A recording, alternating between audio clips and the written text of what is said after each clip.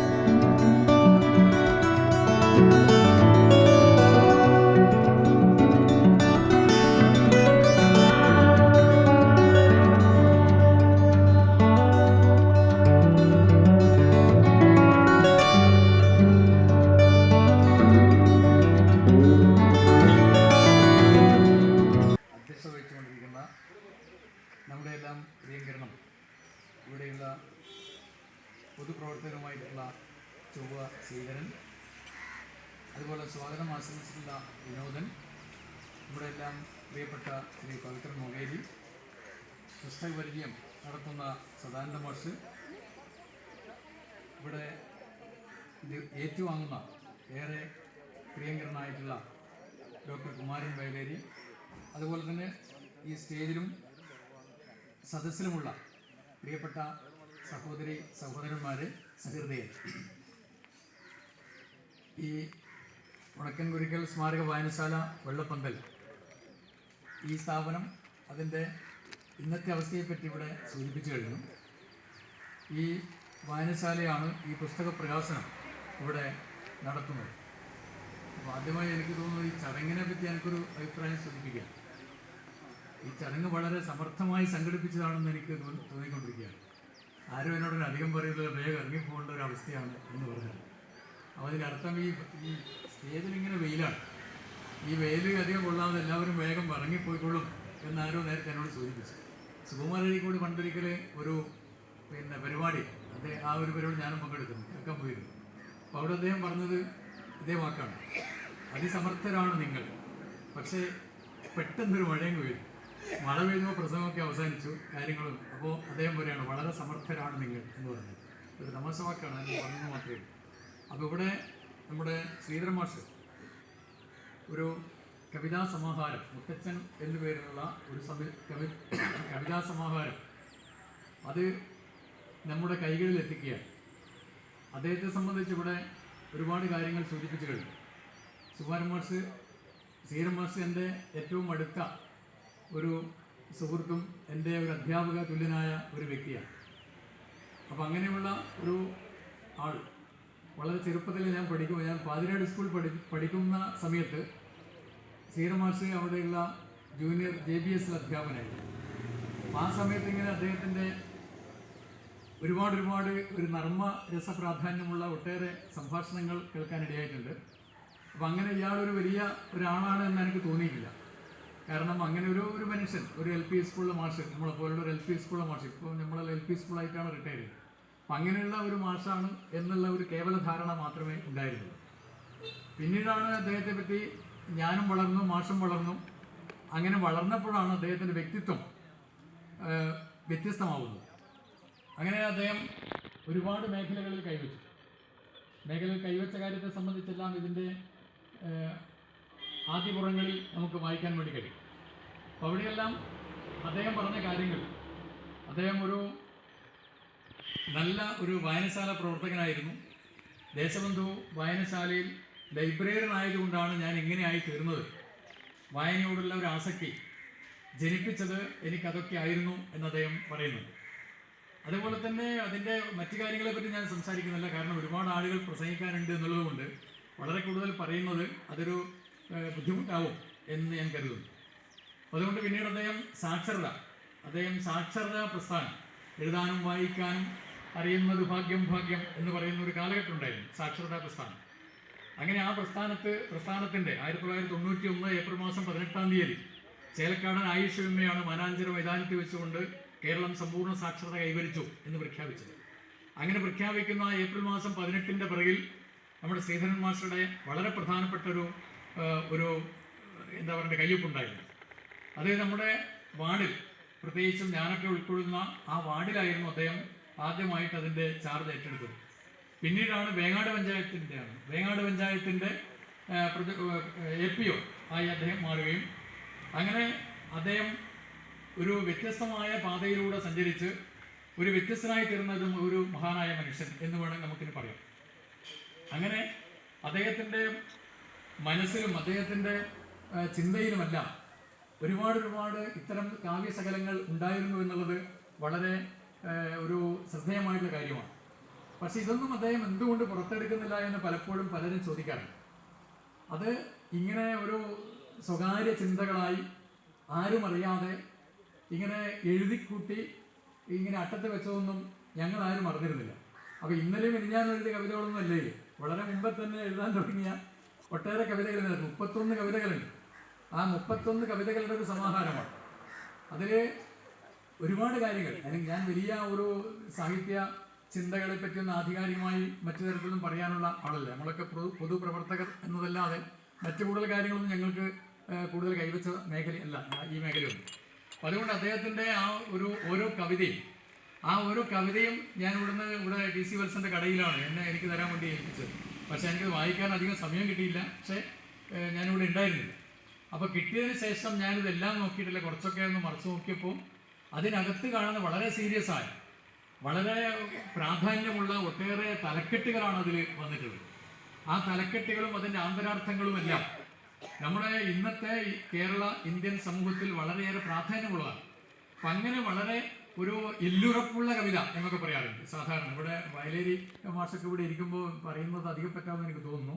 ഇവിടെ പവിത്ര മാഷൊക്കെ ഇരിക്കുമ്പോൾ, സാധാരണ മാഷൊക്കെ ഇരിക്കുമ്പോൾ. അപ്പം അതുകൊണ്ട് ഇത് ഒരു എല്ലുറപ്പുള്ള മാംസളമായ കവിതകളല്ല, നമുക്ക് എല്ലുറപ്പുള്ള കവിതകൾ ആവശ്യമാണ് എന്ന് പറഞ്ഞൊരു കാലം ഉണ്ടായിരുന്നു.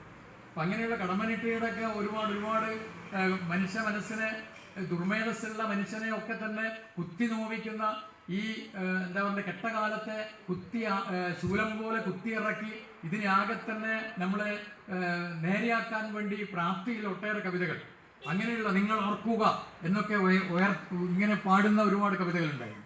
അപ്പം അതുപോലുള്ള ഈ കുത്തിനോവിക്കുന്ന കവിതകളും അതുപോലെ തന്നെ നമ്മുടെ മനസ്സിനെ ആകെ തന്നെ ആകർഷിക്കുന്ന ഒരുപാട് ആശയങ്ങൾ ഉൾക്കൊള്ളുന്ന കവിതകൾ ഇതിനകത്തുണ്ട്. അത് വളരെ ലോലമായിട്ടൊക്കെ നമുക്ക് തോന്നും. പക്ഷേ അത് കുറച്ചുകൂടി ഇവിടെ ആരെങ്കിലും ആലപിക്കുമ്പോഴാണ് അതിൻ്റെ സൗന്ദര്യം മനസ്സിലാക്കുന്നത്. സാധാരണ ഭാഷ കാര്യങ്ങളൊക്കെ ചിലപ്പോൾ ഇവിടെ സൂചിപ്പിച്ചേക്കാം. അപ്പം അതുകൊണ്ട് ഈ കവിതകൾക്കൊക്കെ ഇതിനകത്ത് മാഷിൻ്റെതായ ഒരു തരത്തിലുള്ള സങ്കല്പങ്ങളും ആശയങ്ങളുമൊക്കെ അതിനകത്ത് വന്നു ചേരുന്നുണ്ട്. പിന്നെ മാത്രമല്ല അദ്ദേഹം ഒരു പച്ച മനുഷ്യനാണ്. കടമ്മനിട്ടയൊക്കെ പറഞ്ഞിട്ടുണ്ട്, മനുഷ്യന്റെ പച്ചയാവൂ എന്ന് കടമ്മനിട്ട പറയുന്നുണ്ട്. അതുപോലെ പച്ച മനുഷ്യൻ എങ്ങനെയാവണമെന്ന് അദ്ദേഹത്തിന്റെ കവിതകളിലൂടെ പറഞ്ഞുകൊണ്ടേയിരിക്കുകയാണ്. ഇപ്പോൾ കവിതകൾ മാത്രമല്ല, ഞാൻ പറഞ്ഞല്ലോ, അതിൻ്റെ ആദ്യപുറങ്ങളിൽ അദ്ദേഹം പറയുന്നത് ഞാൻ ആര്, നമ്മുടെ ഒരു ഐഡന്റിറ്റി വെളിപ്പെടുത്താൻ നമ്മൾ ആരും ഉദ്ദേശിക്കാറില്ല. സാധാരണ ഞാൻ നിഷ്പക്ഷനാണ്, ആര് വന്നാലും കണക്കാണ്, എങ്ങനെയായാലും കണക്കാണ്, എല്ലാം കണക്കാണ് എന്നൊക്കെ പറഞ്ഞ് ഒഴിഞ്ഞു അരികിലേക്ക് മാറി നിൽക്കുന്ന ഭൂരിപക്ഷം വരുന്ന ആളുകളാണ് ഇപ്പോൾ നമ്മുടെ സമൂഹത്തിൽ കാണാൻ വേണ്ടി കഴിയുന്നത്. അതിൽ നിന്നെല്ലാം വ്യത്യസ്തനായിട്ട് ഞാൻ ആര് എന്ന് അവിടെ ശരിക്കും വ്യക്തമാക്കിക്കൊണ്ട് വേണമെങ്കിൽ അതൊന്നും എഴുതണമെന്നൊന്നുമില്ല. കുടുംബത്തെ പറ്റി പറയാം, വിദ്യാഭ്യാസം പറയാം, എവിടെയാണ് ജോലി ചെയ്തതെന്നൊക്കെ പറയാം. ഇങ്ങനെയുള്ള കാര്യങ്ങളൊക്കെ മാറ്റിവെച്ചുകൊണ്ട് ഞാനൊരു പൊതുപ്രവർത്തകനാണ്, രാഷ്ട്രീയ പ്രവർത്തനം നടത്തുന്നു, ഞാൻ ഇന്ന കാര്യങ്ങളൊക്കെ ചെയ്യുന്നു എന്ന് പറഞ്ഞുകൊണ്ട് ഞാൻ ആര് എന്ന് ഉറക്കെ പ്രഖ്യാപിച്ച് ഒരു മടിയുമില്ലാതെ മറയില്ലാതെ ജനങ്ങൾക്ക് മുമ്പിൽ അവതരിപ്പിച്ച് ഞാൻ ഇന്ന ഒരാളാണ്, ഞാനാണിത് രചിക്കുന്നത് എന്ന നിലയിലുള്ള ഒരു ഉറച്ച പ്രഖ്യാപനം സമൂഹത്തോട് പറയാൻ ധൈര്യം കാണിക്കുക എന്ന് പറയുന്നതും അത് ചില്ലറപ്പെട്ട കാര്യമല്ല. ഇന്ന് പലരും ഇത്തരം കാര്യങ്ങൾ പറയാൻ മടിക്കുകയാണ്. അങ്ങനെ മടിയില്ലാത്ത, ഒളിച്ചു വെക്കാത്ത തൻ്റെ വ്യക്തിത്വത്തെ സമൂഹ മധ്യത്തിൽ ശരിക്കും അവതരിപ്പിച്ചുകൊണ്ടാണ് ഈ 31 കവിതകളും നമ്മുടെ നാട്ടിന് മുമ്പിൽ അദ്ദേഹം സമർപ്പിക്കുന്നത്. അതുകൊണ്ട് അഭിമാനകരമായ ഒരു കവിയാണ് ശ്രീധരൻ മാഷ് എന്നുള്ള കാര്യത്തിൽ ഒരു സംശയവുമില്ല. നേരത്തെ ചൊവ്വ ശ്രീധരൻ പറഞ്ഞ പോലെ നമ്മളെല്ലാം MS എന്നാണ് പറയാറ്. പണ്ടൊക്കെ നമ്മൾ അങ്ങനെ ആ പേരിലാണ് അറിയപ്പെടുന്നത്, MS എന്നാണ്. M ശ്രീധരൻ എന്നുള്ള, മാങ്കി ശ്രീധരൻ എന്നുള്ളതാണ് M ശ്രീധരൻ എന്നാവുന്നത്. അങ്ങനെയുള്ള MS-ന്റെ ഈ മനോഹരമായ കവിതകൾ, ആ കവിതകൾ അനശ്വരമായിരിക്കും എന്നുള്ള കാര്യത്തിൽ സംശയമൊന്നുമില്ല. പക്ഷേ മാഷിപ്പം പുറത്ത് ഇറക്കിയത് കൊണ്ട് ചിലപ്പോൾ ആ കവിത എത്രത്തോളം ഈ വലിയ ചിന്തകളിൽ വലിയ തല എങ്ങനെയൊക്കെ സ്വീകരിക്കുമെന്ന് പറയാൻ വേണ്ടി കഴിയില്ല. പക്ഷെ പൊതുവിൽ അദ്ദേഹത്തിന്റെ ഒരു ഇരുത്തം വന്ന ഒരു കലാകാരന്റെ കരവിരുതും അതുപോലെ തന്നെ അദ്ദേഹത്തിന്റെ ചിന്താശക്തിയും ഒക്കെ തന്നെ സമ്മേളിച്ച ഒരു മനോഹരമായ ഒരു കാവ്യഭംഗിയോടുകൂടിയാണ് ഈ കവിതകളൊക്കെ നമുക്ക് കാണാൻ വേണ്ടി കഴിയുക. അപ്പൊ അങ്ങനെയുള്ള വളരെ ചേതോഹരമായ പൂർണ്ണമായിട്ടുള്ള ഒട്ടേറെ കാര്യങ്ങൾ ഇതിനകത്ത് കാണാൻ വേണ്ടി കഴിയും. അതുകൊണ്ട് ഞാൻ ആ കാര്യത്തിലേക്ക് കൂടുതൽ പ്രവേശിക്കുന്നില്ല. എന്തായാലും നമ്മുടെ നാടിന് ഒരു അഭിമാനമാണ് ശ്രീധരൻ മാഷ്. ഇത്രയും കാലങ്ങൾ മാറിയുന്നു. ഒരുപാട് ആളുകൾ വളരെ വൈകിയാണ് ഇത്തരം മേഖലകൾ വന്നിട്ടുള്ളത്. നമ്മുടെ പയ്യന്നൂരിലുള്ള ഒരു സിനിമാ നടൻ നമ്പൂതിരി, ആ നമ്പൂതിരി ഏറ്റവും ഒടുവിലാണ് സിനിമയിൽ വന്നത്. അദ്ദേഹം 70-75 വയസ്സ് കഴിഞ്ഞ സിനിമയിൽ വന്നു. പക്ഷേ അദ്ദേഹം നമ്മുടെ കേരളത്തെ 3.5 കോടി മലയാളികളെ ആകെ തന്നെ ഇഷ്ടപ്പെട്ട, അദ്ദേഹത്തിനെ വളരെയേറെ സ്നേഹിക്കുന്ന ഒരു സാഹചര്യം ഉണ്ടായിരുന്നു. ചിലരങ്ങനെയാണ്, വൈകി വന്ന വസന്തം എന്നൊക്കെ പറയാം. അങ്ങനെയുള്ള വൈകി വന്ന വസന്തങ്ങളിൽ ഒന്നായിരിക്കാം ചിലപ്പോൾ മാഷ്. അതുകൊണ്ട് മാഷയുടെ മനസ്സ് യൗവനമാണ്, വാർദ്ധക്യത്തിലേക്ക് അദ്ദേഹം എത്തിയിട്ടില്ല എന്നെനിക്ക് തോന്നുന്നു അദ്ദേഹത്തിൻ്റെ കാവ്യചിന്തകൾക്ക്. അതുകൊണ്ട് അദ്ദേഹത്തിൻ്റെ കാവ്യചിന്തകളും അദ്ദേഹത്തിൻ്റെ സർഗശേഷിയും സർഗഭംഗിയും ഒക്കെ തന്നെ വളരെ യൗവന തികവിലാണ് ഇപ്പോൾ ഉള്ളത് എന്നെനിക്ക് തോന്നുന്നു. അതുകൊണ്ട് അദ്ദേഹം ഇത് നല്ല നിലയിൽ മുന്നോട്ട് പോകട്ടെ. നമുക്ക് എല്ലാവർക്കും അദ്ദേഹത്തെ ചേർത്ത് പിടിക്കാം. ഈ വായനശാലയും നമ്മുടെ ജനങ്ങളും ആകെ തന്നെ അദ്ദേഹത്തിൻ്റെ ഈ പ്രത്യേകത കണക്കിലെടുത്തുകൊണ്ട് അദ്ദേഹത്തെ ഉയരങ്ങളിൽ എത്തിക്കാനും ഈ നാടാകെ അദ്ദേഹത്തെ സ്വീകരിക്കണം എന്ന് മാത്രമാണ് ഈ അവസരത്തിൽ ചുരുക്കി ഈ കാര്യവുമായി ബന്ധപ്പെട്ട് സൂചിപ്പിക്കാനുള്ളത്. പിന്നെ ഞാൻ ഉദ്ഘാടകനാണ് എൻ്റെ റോൾ എന്നുള്ളത് കൊണ്ട് ചില കാര്യങ്ങൾ പറയാതിരിക്കുന്നത് മോശമായിരിക്കും എന്നുള്ളത് കൊണ്ട് ഇതുമായി ബന്ധപ്പെട്ട് 1-2 കാര്യങ്ങൾ മാത്രം സൂചിപ്പിച്ചുകൊണ്ട് നിർത്തുകയാണ്. അപ്പോൾ അദ്ദേഹത്തിൻ്റെ കവി ഇപ്പോൾ ഈ ഇതിലൊക്കെ തന്നെ ഞാൻ പറഞ്ഞു ഒരുപാട് തലക്കെട്ടുകളുണ്ട്. ആ തലക്കെട്ടുകളിലൊക്കെ തന്നെ നമുക്ക് ഒരുപാട് അർത്ഥതലങ്ങൾ അതിനകത്ത് കാണാൻ വേണ്ടി കഴിയും. ഇപ്പോൾ നമ്മുടെ ഇന്ത്യൻ കേരള സാഹചര്യങ്ങളൊക്കെ തന്നെ ഇന്ന് നമുക്ക് വളരെ പ്രസക്തമാണ് ഈ ഇങ്ങനെയുള്ള കാവ്യ സദസ്സുകൾ. അപ്പോൾ ഈ സദസ്സുകളിലൊക്കെ തന്നെ നമ്മൾ ചർച്ച ചെയ്യേണ്ട വളരെ പ്രധാനപ്പെട്ട ഒരു വിഷയം നമ്മുടെ സമൂഹമാകെ ഒരു വലതുപക്ഷത്തേക്ക് തിരിയുക. ഞാൻ UDF LDF എന്ന അർത്ഥത്തിലല്ല സൂചിപ്പിക്കാൻ തെറ്റിദ്ധരിക്കരുത്. ഞാൻ രാഷ്ട്രീയക്കാരനാണ് നിങ്ങൾ കാണാറ് ഇപ്പോൾ ഈ പേര്. അപ്പോൾ അതുകൊണ്ട് നമ്മളൊരു ഒരു ഒരു വലതുപക്ഷത്തേക്ക് ചരിയുന്നുണ്ടോ എന്ന തരത്തിലേക്ക് നമ്മൾ പോയിക്കൊണ്ടിരിക്കുകയാണ്. നമ്മൾ എല്ലാ കാര്യങ്ങളും നവോത്ഥാനത്തിലൂടെ തിരിച്ച് പിടിച്ചിട്ടുള്ള അല്ലെങ്കിൽ നമ്മൾ തിരുത്തി എഴുതിയ നമ്മുടെ കേരളവും നമ്മുടെ രാജ്യവും നമ്മുടെ രാജ്യത്ത് ഒരുപാട് ഇത്തരം കാര്യങ്ങളൊക്കെ വന്നിട്ടുണ്ടെങ്കിലും ഇന്ന് നമ്മൾ തിരിച്ചു പോകുന്നുണ്ടോ എന്ന സംശയത്തിലേക്ക് വരികയാണ്. ഇപ്പം ബ്രാഹ്മണ്യത്തിൻ്റെ ഒരു മേധാവിത്വത്തിലേക്ക് കാര്യങ്ങൾ വന്നിരിക്കുന്നു. എല്ലാം മനുസ്മൃതിയിലാണ് ശരി, ഇന്ത്യയുടെ ഭരണഘടന പോലും ശരിയല്ല എന്ന തരത്തിലേക്ക് വരികയാണ്. ഇപ്പോൾ മനുസ്മൃതിയാണ് ശരി എന്ന് പറഞ്ഞുകൊണ്ട് ഈ വർണ്ണാശ്രമ ധർമ്മങ്ങൾ, അതുപോലെ തന്നെ നമ്മുടെ ചാതുർവർണ്ണ വ്യവസ്ഥ, ഈ ചാതുർവർണ്ണ വ്യവസ്ഥയിൽ അധിഷ്ഠിതമായ ഒരു ഭാരതീയ സമൂഹമാണ്, ഇത് പ്രത്യേകം അടിവരയിടുകയാണ്, ഒരു ഭാരതീയ സമൂഹമാണ് ഈ രാജ്യത്ത് അനിവാര്യമെന്ന് കൊട്ടിഘോഷിച്ചുകൊണ്ട് ഭരണകൂടവും അതിനെ ആകെ തന്നെ പിന്തുടരുന്ന അവരെ സഹായിച്ചുകൊണ്ടിരിക്കുന്ന സാംസ്കാരിക മേഖലയൊക്കെ തന്നെ ആ തരത്തിലേക്ക് വന്നിരിക്കുന്നു എന്നുള്ളതാണ്. ഭരണഘടന ഒന്നും ഒരു വിഷയമല്ല, ഭരണഘടന ഒന്നും വേണ്ടതില്ല, അതിനു പകരം നമ്മുടെ മനുസ്മൃതി മതി എന്ന് പറയുന്നു. അതുപോലെ തന്നെ എല്ലാം ഇതുമായി ബന്ധപ്പെട്ടുകൊണ്ടുള്ള ഒരുപാട് ഭേദഗതികൾ അതൊരു ചർച്ചയും ആവേണ്ടതില്ല. അതിൻ്റെ ഭാഗമായിട്ട് 140 MP-മാർ നമ്മുടെ ഉന്നതമായ ആ പാർലമെന്റ് മന്ദിരത്തിൽ നിന്നും പുറത്തേക്ക് പോകുന്നു. ഇങ്ങനെയെല്ലാമുള്ള ഒരു കാലം നമ്മുടെ രാജ്യത്ത് സംഭവിച്ചിരിക്കുന്നു എന്നുള്ളതാണ്. അപ്പൊ ഇത് നമുക്ക് മാറ്റി എഴുതിയേ പറ്റൂ. നമുക്കിത് അത് മാർക്സിസ്റ്റുകാരാവട്ടെ, ഗാന്ധിസക്കാരാവട്ടെ, നെഹ്റുയിസക്കാരാവട്ടെ, സോഷ്യലിസ്റ്റുകാരാവട്ടെ, നിങ്ങൾ ആരും ആവട്ടെ, നമ്മളെല്ലാവരും ഒരു ജനാധിപത്യത്തിന് വേണ്ടി, ഈ സാംസ്കാരിക രംഗത്തെ, സാഹിത്യ രംഗത്തെ ജനാധിപത്യവൽക്കരണത്തിന് വേണ്ടി, നാടിൻ്റെ ജനാധിപത്യവൽക്കരണത്തിന് വേണ്ടി ഒരുമിച്ച് നിൽക്കേണ്ട ഒരു കാലഘട്ടമാണ് നമ്മുടെ മുമ്പിലുള്ളത്. ഇത് നമ്മൾ നന്നായി തിരിച്ചറിഞ്ഞില്ല എങ്കിൽ ഇതുപോലെ നമുക്ക് തിരിച്ചു പോകാൻ വേണ്ടി കഴിയില്ല. വിവിധ സംസ്ഥാനങ്ങളിൽ നിന്ന് കേരളത്തിലേക്ക് വരുന്ന പല ആളുകളും പറയുന്നത് ഇവിടെ ഞങ്ങൾ സുരക്ഷിതരാണ്, ഇവിടെ ഞങ്ങൾക്ക് ഒരു കുഴപ്പവുമില്ല, നിങ്ങളുടെ ജാതി ഏത് എന്ന് കേരളം ചോദിക്കുന്നില്ല, നിങ്ങളുടെ മതം ഏത് എന്ന് കേരളം ചോദിക്കുന്നില്ല. ഇവിടെ വളരെ നന്നായി അധ്വാനിച്ച് നന്നായിട്ട് അവർ തിരിച്ചു പോകുന്നു. അവർ ദളിതനാണ് എന്നുള്ളത് കൊണ്ട് സ്വന്തം നാട്ടിൽ അവരുടെ മുഖത്ത് മൂത്രമൊഴിക്കുന്ന അനുഭവങ്ങൾ സമീപകാല വാർത്തകളായി നമ്മൾ കേൾക്കാനിടയായി. സമീപകാല വാർത്തകൾ, ഒരു ബാലികയെ അമ്പലത്തിന്റെ അകത്തേക്ക് പ്രവേശിപ്പിച്ച് അവിടെ ക്രൂരമായി ബലാത്സംഗം ചെയ്ത് കൊല്ലുന്നു. ആ കൊന്ന ബാലിക അതിന് കുറ്റവാളികളായ ആളുകളെ പോലും അവർക്ക് നേരെ കർശന നടപടികൾ എടുക്കാതെ അവർ രക്ഷിക്കുന്ന ഒരു കാലാവസ്ഥ ഇന്ത്യയിൽ സംഭവിച്ചിരിക്കുന്നു. ഇതെല്ലാം ഈ രാജ്യത്ത് സംഭവിക്കുന്ന കാര്യങ്ങളാണ്. അതുപോലെ തന്നെ പിന്നോക്ക ദളിത വിഭാഗക്കാർ, ആ പിന്നോക്ക ദളിത വിഭാഗക്കാരെ എല്ലാം ഇതുപോലെ ആട്ടിയോടിച്ച് ന്യൂനപക്ഷ വിഭാഗത്തെയെല്ലാം പുറത്തേക്ക് പോകാൻ ആക്രോശിച്ചുകൊണ്ടിരിക്കുന്ന ഒരു ഭരണകൂടം രാജ്യത്ത് നിലനിൽക്കുന്നു എന്നുള്ളതും ഏറെ ശ്രദ്ധേയമാണ്. ഇങ്ങനെയെല്ലാമുള്ള ഒരു സാഹചര്യം നമ്മുടെ രാജ്യത്ത് സംജാതമായിരിക്കുന്നു എന്നുള്ളത് ഏറെ ശ്രദ്ധേയമാണ്. നാം വളരെയേറെ നോവോടുകൂടി വളരെ പ്രയാസത്തോടുകൂടി നമ്മൾ കാണേണ്ട കാഴ്ചകളാണ്. അതുകൊണ്ട് ഇത്തരം കാണുന്ന കാഴ്ചകളും കാണാ കാഴ്ചകളും എല്ലാം ചിന്തിച്ചുകൊണ്ട് നമ്മുടെ സാംസ്കാരിക അവബോധം ഏറ്റവും നന്നായി നമുക്ക് മുന്നോട്ട് വെക്കേണ്ടതായിട്ടുണ്ട്. ഇറ്റലിയിൽ ഒരു ചിന്തകനുണ്ട്, അന്റോണിയോ ഗ്രാംഷി എന്നാണ് അദ്ദേഹത്തിന്റെ പേര്. അന്റോണിയോ ഗ്രാംഷി പറയുന്നത്, നിങ്ങൾ എന്തൊക്കെയാണെങ്കിലും ശരി, ആ മേൽക്കൂര ശക്തമാവണം. ആ മേൽക്കൂര ശക്തമാവണമെങ്കിൽ സാംസ്കാരിക രംഗം, സാഹിത്യ രംഗം ഒക്കെ തന്നെ, കലാരംഗം ഒക്കെ തന്നെ ശക്തി പ്രാപിക്കണം. അങ്ങനെ ശക്തി പ്രാപിക്കണമെങ്കിൽ നന്നായിട്ട് നമ്മൾ ഇടപെടണം. നിങ്ങൾ എന്ത് രാഷ്ട്രീയ പ്രവർത്തനം നടത്തി, നിങ്ങൾ എന്ത് LDF ആയാലും ശരി, നിങ്ങൾ എന്ത് UDF ആയാലും ശരി, നിങ്ങൾ പറയുന്ന ഈ ആശയം ഈ നാട്ടിലെ നിങ്ങളോടൊപ്പം നിൽക്കുന്ന മനുഷ്യർ അത് സ്വീകരിക്കണമെന്നില്ല. താൽക്കാലികമായ ലാഭമല്ലാതെ അതിനകത്ത് മറ്റൊന്നില്ല. ഒരു മാസത്തെ പെൻഷൻ ഇല്ലെങ്കിൽ രാഷ്ട്രീയ ബോധത്തിൽ മാറ്റം ഉണ്ടാകും. ഒരു ദിവസത്തെ ഒരു DA കിട്ടിയില്ലെങ്കിൽ രാഷ്ട്രീയ ബോധത്തിൽ മാറ്റം വരും. ഇതാണ് താൽക്കാലികമായ രാഷ്ട്രീയ ബോധം എന്ന് പറയുന്നത്.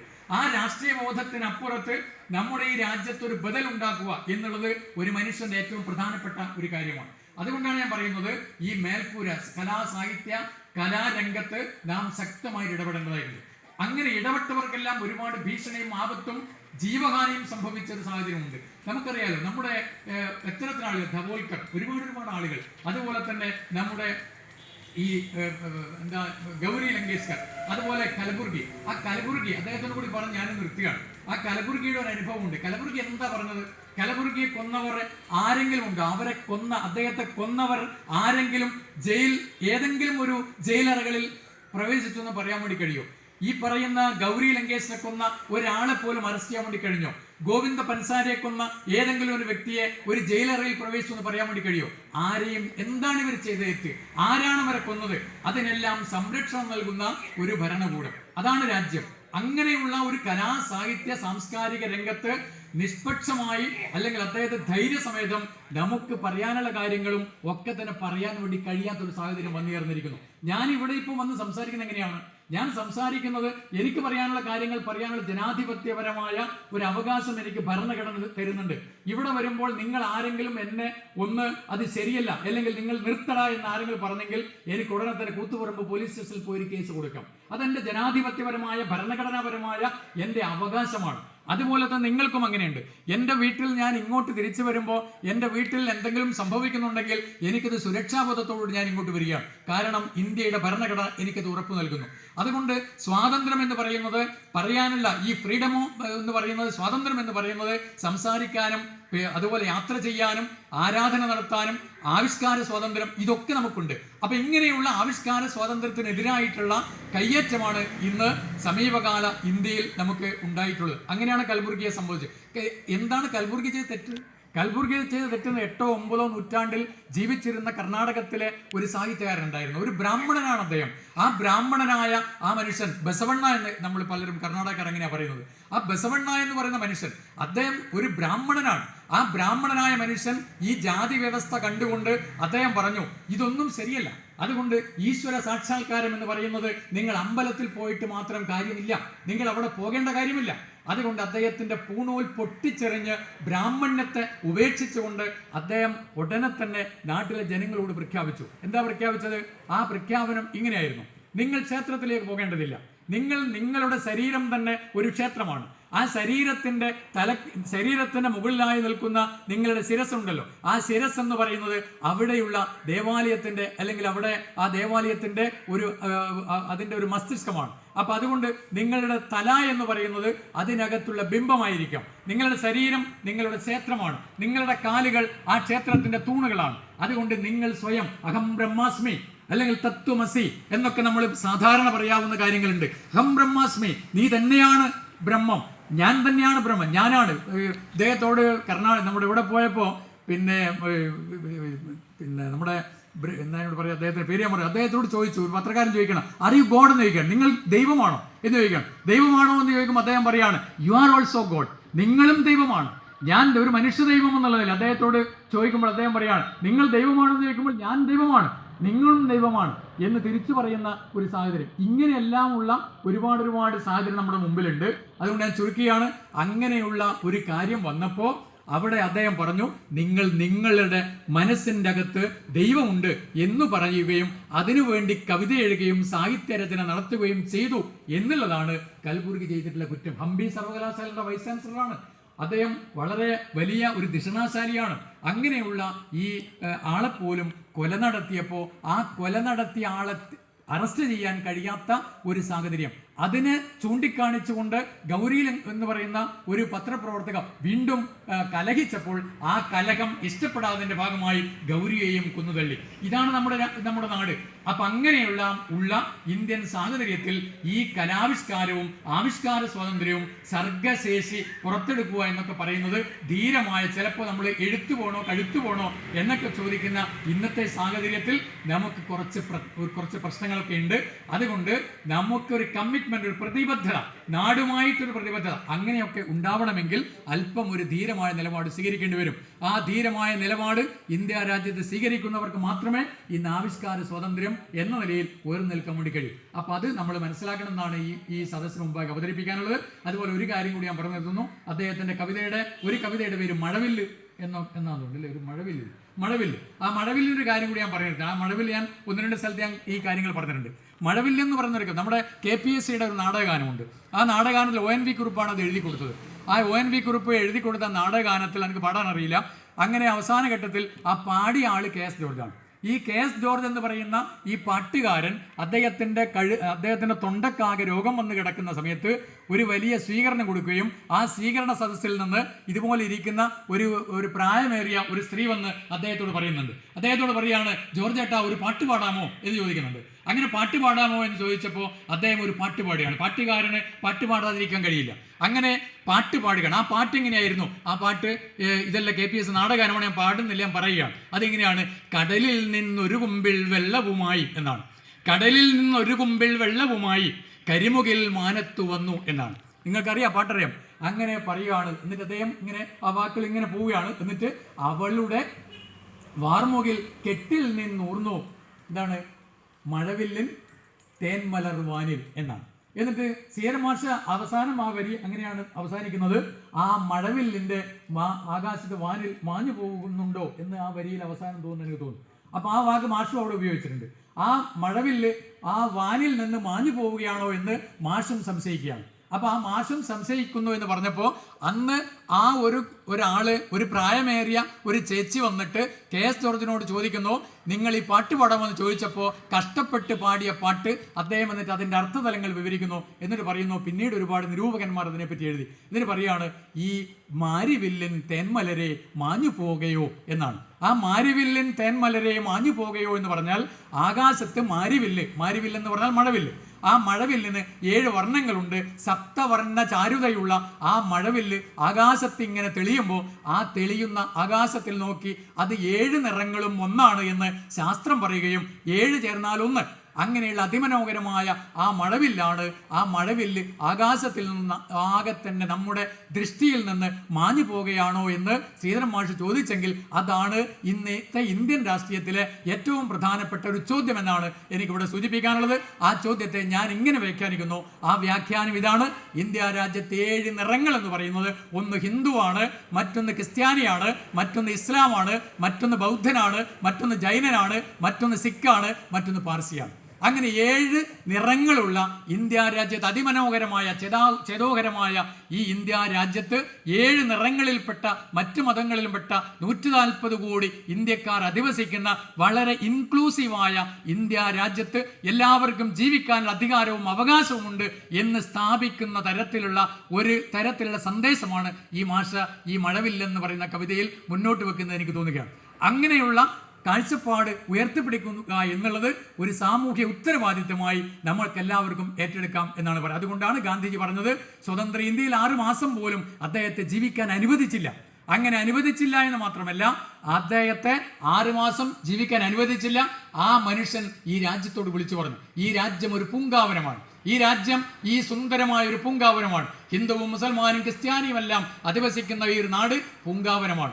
ആ പൂങ്കാവനമായി നമുക്ക് ഈ നാടിനെ മാറ്റിയെടുക്കണം. അതുകൊണ്ട് തിരിച്ചുപിടിക്കണം. ഈ നാടിനെ തിരിച്ചുപിടിക്കാൻ ഇത്തരം കവിതകളും ഇത്തരം സാഹിത്യങ്ങളും ഇത്തരം ഈ സദസ്സുകളും കാവ്യ സദസ്സുകളുമെല്ലാം നമുക്ക് ധൈര്യം പകരുന്നുണ്ട്. ആ തരത്തിൽ നമുക്ക് മുന്നോട്ട് പോകണം. അതുകൊണ്ട് ബ്രാഹ്മണ്യമല്ല, നമുക്ക് മനുഷ്യനാണ് ഏറ്റവും വലുത്. ഇണ്ടന്തുരുത്തി മനയിൽ ഗാന്ധിജി പോയപ്പോൾ മിറ്റത്തിരുത്തിക്കൊണ്ടാണ് ഗാന്ധിജി അവിടെ കഥ പറഞ്ഞത്. മനസ്സിലായില്ലേ? അപ്പൊ ഇതെല്ലാം ഓർത്തുകൊണ്ട് ഈ ബ്രാഹ്മണ്യത്തിനെതിരായി, ജനാധിപത്യത്തിന് വേണ്ടി, മത സാഹോദര്യത്തിന് വേണ്ടി, മനുഷ്യ സ്നേഹത്തിന് വേണ്ടി ഏത് മനുഷ്യനും ഏത് മതമാവട്ടെ, അത് ഈശ്വരൻ എന്ന് പറയുന്ന ഈശ്വര സാക്ഷാത്കാരവും ചിലപ്പോൾ ഭക്തിയുമായിരിക്കാം, മനുഷ്യ സാഹോദര്യമാണ്. ഒരു മതത്തിലും അന്യമത വിരോധം നമുക്ക് കാണാൻ വേണ്ടി കഴിയില്ല. അത് നമ്മൾ ഓർക്കണം. ആ തരത്തിൽ നമുക്ക് മുന്നോട്ട് പോകണം. നമുക്ക് ഭാരതത്തിൽ രാമായണത്തിൽ ഒക്കെ കാണുന്നത് നമുക്ക് ഈശ്വര സാക്ഷാത്കാരമാണ് ഹിന്ദുക്കളെ സംബന്ധിച്ച്. അപ്പുറത്ത് ക്രിസ്ത്യാനി പറയുന്ന ബൈബിളുണ്ട്. ആ ബൈബിൾ പറയുന്നത് മുന്തിരിച്ചാറ് പോലുള്ള ജീവിതം എനിക്ക്, ചങ്ങമ്പുഴ അങ്ങനെയൊക്കെ പറയുന്നുണ്ട്, ഈ മുന്തിരിച്ചാറ് പോലുള്ള ജീവിതം എനിക്ക് ആസ്വദിക്കണമെന്ന് ചങ്ങമ്പുഴ പറയുന്നുണ്ട്. അതൊക്കെ ബൈബിളിന്റെ വാക്കുകളാണ്. ഈ ബൈബിളിൽ പറയുന്നുണ്ട്, ബൈബിൾ നീ നിന്റെ അയൽക്കാരനെ സ്നേഹിക്കുക, അവിടെ എവിടെയും ക്രിസ്ത്യാനി സ്നേഹിക്കണമെന്ന് പറയുന്നില്ല.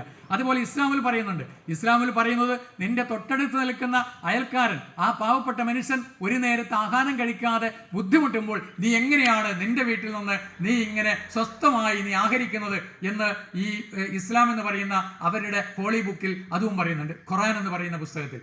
ഇങ്ങനെ ഒരു തരത്തിലും ഒരു പുസ്തകത്തിലും അന്യമത വിരോധം എവിടെയും പറയുന്നില്ല. അപ്പോൾ ആ തരത്തിൽ നമുക്കിത് ഒരുമിച്ച് കണ്ടുകൊണ്ട് എല്ലാം ഒന്നാണ് എന്ന് പറയുന്ന അദ്വൈതമാണ്, ഒന്നും ദ്വൈതമല്ല അദ്വൈതമാണ് എന്ന തരത്തിൽ ശ്രീനാരായണ ഗുരുവൊക്കെ ഉയർത്തിപ്പിടി. അതൊക്കെ ഇതിനകത്ത് കവിതകളായി വരുന്നുണ്ട്. ചതയത്തെ പറ്റിയൊക്കെ കവിതകളായി വരുന്നുണ്ട്. ആ 1888 ആ പറഞ്ഞ വിഗ്രഹവും അതിനകത്ത് ജാതിഭേദം മതദ്വേഷം ഏതുമില്ലാതെ സർവരും സോദരത്വേന വാഴുന്ന മാതൃകാസ്ഥാനം എന്നൊക്കെ ഉദ്ഘോഷിച്ചുകൊണ്ട് അദ്ദേഹം പറയുന്ന ഒരുപാട് കാര്യങ്ങൾ, അത് തികച്ചും പറയുകയാണെങ്കിൽ ഒരുപാട് മണിക്കൂർ വേണമെന്നുള്ളത് കൊണ്ട് ഞാൻ അതിൻ്റെ അപകടത്തിലേക്ക് കടക്കുന്നില്ല. അതുകൊണ്ട് വളരെയേറെ സന്തോഷമുണ്ട്. മാഷ കവിതകൾ ഇതൊക്കെ ഉണ്ട്. പ്രണയമുണ്ട്, മുത്തച്ഛൻ്റെ അനുഭവങ്ങളുണ്ട്, മകളുണ്ട്, ഭാര്യയ്ക്കൊരു പ്രണയമൊക്കെ കൊടുക്കുന്നുണ്ട്, സുജയ ടീച്ചർക്ക് ഒരു പ്രണയമൊക്കെ കൊടുക്കുന്നുണ്ട്, ഒരു പ്രണയലേഖനമൊക്കെ അതിൽ വരുന്നുണ്ട്. അതുപോലെ ഒരുപാട് മുത്തച്ഛ പേരക്കിടാങ്ങൾക്ക് ഒരുപാട് സന്ദേശങ്ങൾ കൊടുക്കുന്നുണ്ട്. കൃഷിയിടങ്ങൾക്ക് ഒരുപാട് കാര്യങ്ങളോട് പറയുന്നുണ്ട്. അങ്ങനെ എന്തൊക്കെ കാര്യങ്ങൾ ഈ 31 കവിത എപ്പോഴാണ് ഏത് സമയത്താണ് ഇതൊക്കെ സമയം കിട്ടിയത്, എങ്ങനെയാണ് ഉണ്ടാക്കിയെടുത്തത് എന്ന് അത്ഭുതം ഉണ്ടാവുന്നു. അതുകൊണ്ട് ഞങ്ങൾക്കൊന്നും ഇല്ലാത്ത ഈ കഴിവ് മാഷയ്ക്ക് ഉണ്ടായല്ലോ. അതുകൊണ്ട് ഇനിയും അദ്ദേഹത്തിന് അത് ഉയർത്തിപ്പിടിക്കാൻ വേണ്ടി കഴിയട്ടെ.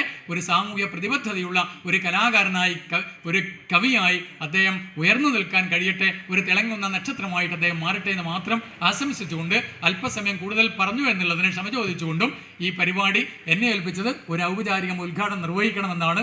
ആ ഉദ്ഘാടനം നിർവഹിച്ചായിട്ട് അറിയിച്ചു. എല്ലാവരുടെയും അനുവാദത്തോട് ഇരിക്കുന്ന മഹാരഥന്മാരൊക്കെ ഉണ്ട്, അവരുടെ എല്ലാം അനുവാദത്തോടു കൂടി ഒരു ജനപ്രതിനിധി ആയതുകൊണ്ടായിരിക്കാം എന്നെ വിളിച്ചത്. കാരണം പണ്ഡിതന്മാരും പാമരൻ ഒരു സ്ഥലത്ത് പോയപ്പോൾ അവിടെ ഒരു പ്രയോഗം നടത്തിയിരുന്നു, ഒരു മസ്ജിദിൻ്റെ ഒരു ഉദ്ഘാടനത്തിൽ. അവിടെ പോയപ്പോൾ ഒരാൾ പറയാണ്, എന്താണ്, വേദിയിലിരിക്കുന്ന പണ്ഡിതരെ അല്ലാത്തവരെ എന്ന് പറഞ്ഞിരുന്നു. അപ്പോൾ എനിക്ക് സംശയം തോന്നി, ഈ വേദിയിലിരിക്കുന്ന പണ്ഡിതരാണ് ആരാണ് അല്ലാത്തവരെ എന്നാണ്. അപ്പോൾ അദ്ദേഹം ഉദ്ദേശിച്ചത് ചിലപ്പോൾ മതപണ്ഡിതന്മാർ എന്നായിരിക്കും. അതുപോലെ എനിക്ക് നല്ല ധാരണയുണ്ട് ഇതിനെപ്പറ്റി വലിയൊരു അറിവില്ല എന്നുള്ളത് കൊണ്ട് ഇത്തരം കാര്യങ്ങൾ പറയാനൊരു അവസരം ജനപ്രതിനിധി ആയതുകൊണ്ടായിരിക്കാം എന്നെ ക്ഷണിച്ചത് എന്ന് വിശ്വസിച്ചുകൊണ്ടും ഈ ഒന്നുകൂടി എല്ലാവർക്കും നല്ല ഒരു നന്മയുണ്ടാവട്ടെ എന്ന് ആശംസിച്ചുകൊണ്ട് എല്ലാവരുടെയും അനുവാദത്തോടുകൂടി ഉദ്ഘാടനം ചെയ്തിട്ട് അറിയിച്ചുകൊണ്ട് ഞാൻ എൻ്റെ വാക്കുകൾ ഉപസംഹരിക്കുന്നു.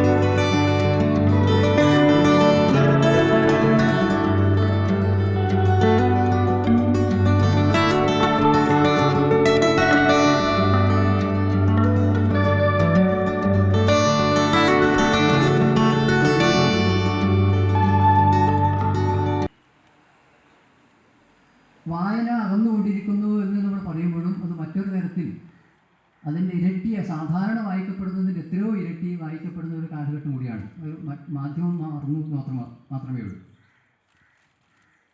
ഇതേ കാലഘട്ടത്തിൽ തന്നെ ഒരുപക്ഷെ സാഹിത്യം എന്ന നമുക്കൊരു സാഹിത്യരൂപങ്ങൾ, ഇഷ്ടംപോലെ സാഹിത്യരൂപങ്ങളുണ്ട്. ആ സാഹിത്യരൂപങ്ങളിൽ നിന്ന് ഒരുപക്ഷെ നോവൽ എന്ന ആ സാഹിത്യരൂപം ഇപ്പോഴും ആളുകളുടെ ഇടയിലേക്ക് അത് പുസ്തക രൂപത്തിൽ അച്ചടിച്ചു വരുമ്പോൾ ഏറെ താല്പര്യത്തോടുകൂടി തന്നെ വാങ്ങി വായിക്കുന്ന ഒരു സമൂഹം ഇപ്പോഴും നമ്മുടെ മുന്നിലുണ്ട്. അതേസമയത്ത് കവിത പോലുള്ള സാഹിത്യരൂപങ്ങൾ സാധാരണക്കാരായ വായനക്കാരിൽ നിന്നും ആസ്വാദകരിൽ നിന്നും അകന്നുകൊണ്ടിരിക്കുന്ന ഒരു കാലഘട്ടം കൂടിയാണ്. കവിതകൾ അകലാനുള്ള ഒരു കാരണം സാധാരണക്കാരന് ആസ്വദിക്കാൻ പറ്റുന്ന തരത്തിലുള്ള ഒരു രചനാ രീതിയല്ല കവിതകൾക്കുള്ളത്. പുതിയ കാലത്ത് നമ്മളതിനെ പോസ്റ്റ് മോഡേൺ കവിത എന്ന് വിശേഷിപ്പിക്കപ്പെടുന്നു. കവിതയുടെ കെട്ടിലും മട്ടിലും ഒക്കെ അതിൻ്റെ രചനാ രീതിയിൽ അതിൻ്റെ എന്താണ് ഉണ്ടാകുന്ന ഒരു പുതിയ മാറ്റം, പുതിയ മാറ്റങ്ങൾ, കവിതാ രചനയിലുള്ള മാറ്റങ്ങൾ, രചനയുടെ രീതി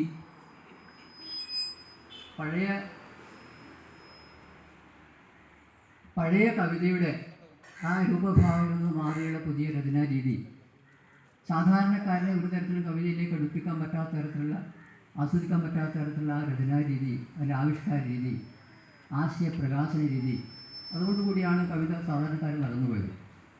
അപ്പോൾ ആ തരത്തിൽ സാധാരണക്കാരിൽ നടന്നുപോയ കവിത വീണ്ടും സാധാരണക്കാരിലേക്ക് തിരിച്ചു വരുന്നതിലാണ് പുതിയ കാഴ്ച. ഇഷ്ടംപോലെ കവിതകൾ നമ്മുടെ നാട്ടിൽ നിന്ന് കവിതാ സമാഹാരങ്ങൾ ഇറങ്ങിക്കൊണ്ടിരിക്കുന്നു. ഇഷ്ടംപോലെ കവികൾ നമ്മുടെ നാട്ടിലുണ്ട്. പക്ഷേ ഇത്തരം കവിതകളൊക്കെ പുതിയ കാലത്ത് നമ്മുടെ ഗദ്യ കവിതയുടെ സ്വഭാവത്തിലുള്ള, ഗദ്യ കവിത എന്ന് വിശേഷിപ്പിക്കാവുന്ന തരത്തിലുള്ള വാക്കുകൾ, വരികളൊക്കെ മുറിച്ച് എഴുതി വരുന്ന രീതിയിലാണ് കവിതകൾ എഴുതി പോരുന്നത്. അതിൽ നിന്നൊക്കെ വ്യത്യസ്തമായി നമ്മൾ പോസ്റ്റ് മോഡേൺ എന്ന് പറയുന്ന കവിതയുടെ കെട്ടുപാടുകളില്ലാതെ, അതിൻ്റെ സങ്കീർണതകളില്ലാതെ, വളരെ ലളിതമായ ഭാഷയിൽ ആശയപ്രകാശനം നടത്തിക്കൊണ്ടുള്ള ഒരു രചനാ രീതിയാണ് ഇന്നിവിടെ പ്രകാശനം ചെയ്തിരിക്കുന്ന മുത്തച്ഛൻ എന്ന ഒരു കവിതാ സമാഹാരം. 31 കവിതകളാണ്, ചെറിയ കവിതകളാണ്. 31 കവിതകളുള്ള ഈ ചെറിയ കവിതാ സമാഹാരമുള്ളത്.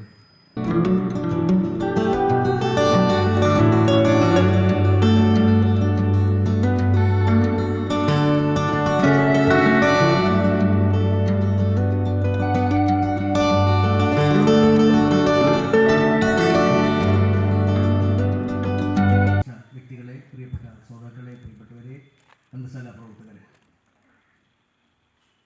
വളരെ സന്തോഷകരമായ ഒരു സായാഹ്നമാണ് നമ്മൾ പങ്കിടുന്നത്. ഈ മണ്ണിലൂടെ നടന്ന് നിങ്ങളുടെ എല്ലാം സൗഹൃദം പങ്കുവെച്ച്, അനുഭവങ്ങൾ പങ്കുവെച്ച്, നമ്മുടെ എല്ലാം ജീവിതത്തിൻ്റെയും സമൂഹത്തിൻ്റെയും ഭാഗമായി തീർന്നിട്ടുള്ള ശ്രീധരൻ ശങ്കരനെല്ലൂരിൻ്റെ മുത്തച്ഛൻ എന്ന കവിത വായനയുടെ ലോകത്തേക്ക് സമർപ്പണം ചെയ്തിരിക്കുകയാണ്. മുത്തച്ഛൻ എന്നത് എനിക്ക് പ്രായമായി എന്നുള്ള അടയാളപ്പെടുത്തലാണോ, അല്ലെങ്കിൽ കവിതകൾ എഴുതി ഞാനൊരു മുത്തച്ഛനായി എന്ന് സ്വയം പ്രഖ്യാപിക്കലാണോ, അല്ലെങ്കിൽ മുത്തച്ഛന്മാർക്ക് സംഭവിക്കുന്ന സമീപകാലത്തെ ചില ഭീതിതമായ അവസ്ഥയിൽ നിന്നുണ്ടായ ഒരു ഭീതിതമായ പദപ്രയോഗമാണോ എന്നൊക്കെ ഞാൻ പലതവണ ഈ കവിതാ പുസ്തകം വായിക്കുമ്പോൾ ചിന്തിക്കുകയുണ്ടായി. എങ്കിൽ പോലും കവിതയിലേക്ക് പ്രവേശിക്കുമ്പോൾ വളരെ ഹൃദയമനോഹരമായ കവിതകളായിട്ടാണ് ഇതിനെ കാണാൻ സാധിക്കുന്നത്. നല്ല കവിതകളുടെ ഹൃദ്യമായ പാരായണ സുഖമുള്ള കാവ്യ സമാഹാരമാണിത്. ഏതൊരു കൃതിക്കും വേണ്ടത് അത് വായിക്കുമ്പോൾ നമ്മളോടൊപ്പം പോരുന്നുണ്ടോ എന്നുള്ളതാണ്. എത്ര വലിയ ദാർശനിക പ്രശ്നം കൈകാര്യം ചെയ്താലും ശരി, എത്ര വലിയ ആശയലോകത്തെ നമ്മുടെ മുമ്പിലേക്ക് പ്രദാനം ചെയ്താലും ശരി, പക്ഷെ അത് വായനക്കാരൻ്റെ മനസ്സുമായി സംവദിക്കപ്പെടുന്നുണ്ടോ എന്നുള്ളതാണ് ഒരു പുസ്തകത്തിൻ്റെ വിജയം. ഇവിടെ ഈ മുത്തച്ഛൻ നമ്മോട് സംവദിക്കുന്നു. നമ്മുടെ മനസ്സിൻ്റെ കോണുകളിലെല്ലാം അത്, ഹൃദയത്തിൻ്റെ ചില ഇടങ്ങളിലെല്ലാം അത് സ്പർശിക്കുന്നു. അതുകൊണ്ട് തന്നെ ഒരു നല്ല കാവ്യ സമാഹാരമായി ഞാനിതിനെ കാണുകയാണ്. കവിതയിൽ വിത വേണം എന്ന് കുഞ്ഞുണ്ണി മാഷൊരിക്കൽ പറയുണ്ടായി. കവിതയിൽ വിത വേണം, നോവലിൽ നോവ് വേണം. അതാണ് വിത എന്ന് പറയുന്നത്, അതിൽ ആശയം എന്നുള്ളതാണ്. ആ ആശയത്തെയാണ് കുഞ്ഞുണ്ണി മാഷ് വിത എന്ന വാക്കുകൊണ്ട് ഉദ്ദേശിച്ചിട്ടുണ്ടാവുക എന്നാണ് ഞാനത് കേട്ടപ്പോൾ എനിക്ക് തോന്നിയിട്ടുള്ളത്. ആശയത്തെ സന്നിവേശിപ്പിക്കാൻ സാധിക്കാത്ത കവിതകളെല്ലാം പാഴ്വാക്കുകളായി മാറുന്നു എന്നുള്ളത് നമ്മൾ കണ്ടിട്ടുണ്ട്. പക്ഷെ ഇവിടെ ആശയത്തെ പൊലിപ്പിച്ചു നിർത്തുന്ന കവിതകളായിട്ടാണ് ചില കവിതകളെയെല്ലാം എനിക്ക് വായനയിലൂടെ കണ്ടെത്താൻ സാധിച്ചിട്ടുള്ളത്. പഴയ പാണന്മാരുടെ പൈതൃകമാണ് കവികളുടെ പൈതൃകം എന്ന് പറയുന്നത്. പഴയ പാണന്മാരുടെ പാരമ്പര്യമാണ് കവികൾക്കുള്ളത് എന്ന് പറയാറുണ്ട്. എന്താ പാണന്മാരുടെ പ്രത്യേകത? നാട് നീളെ സഞ്ചരിക്കുക, സഞ്ചരിച്ചതെല്ലാം വാഗ്രൂപത്തിൽ പാടി ആളുകളെ കേൾപ്പിക്കുക. ഇവിടെയും സാധിച്ചിട്ടുള്ളത് അതുതന്നെയാണ്.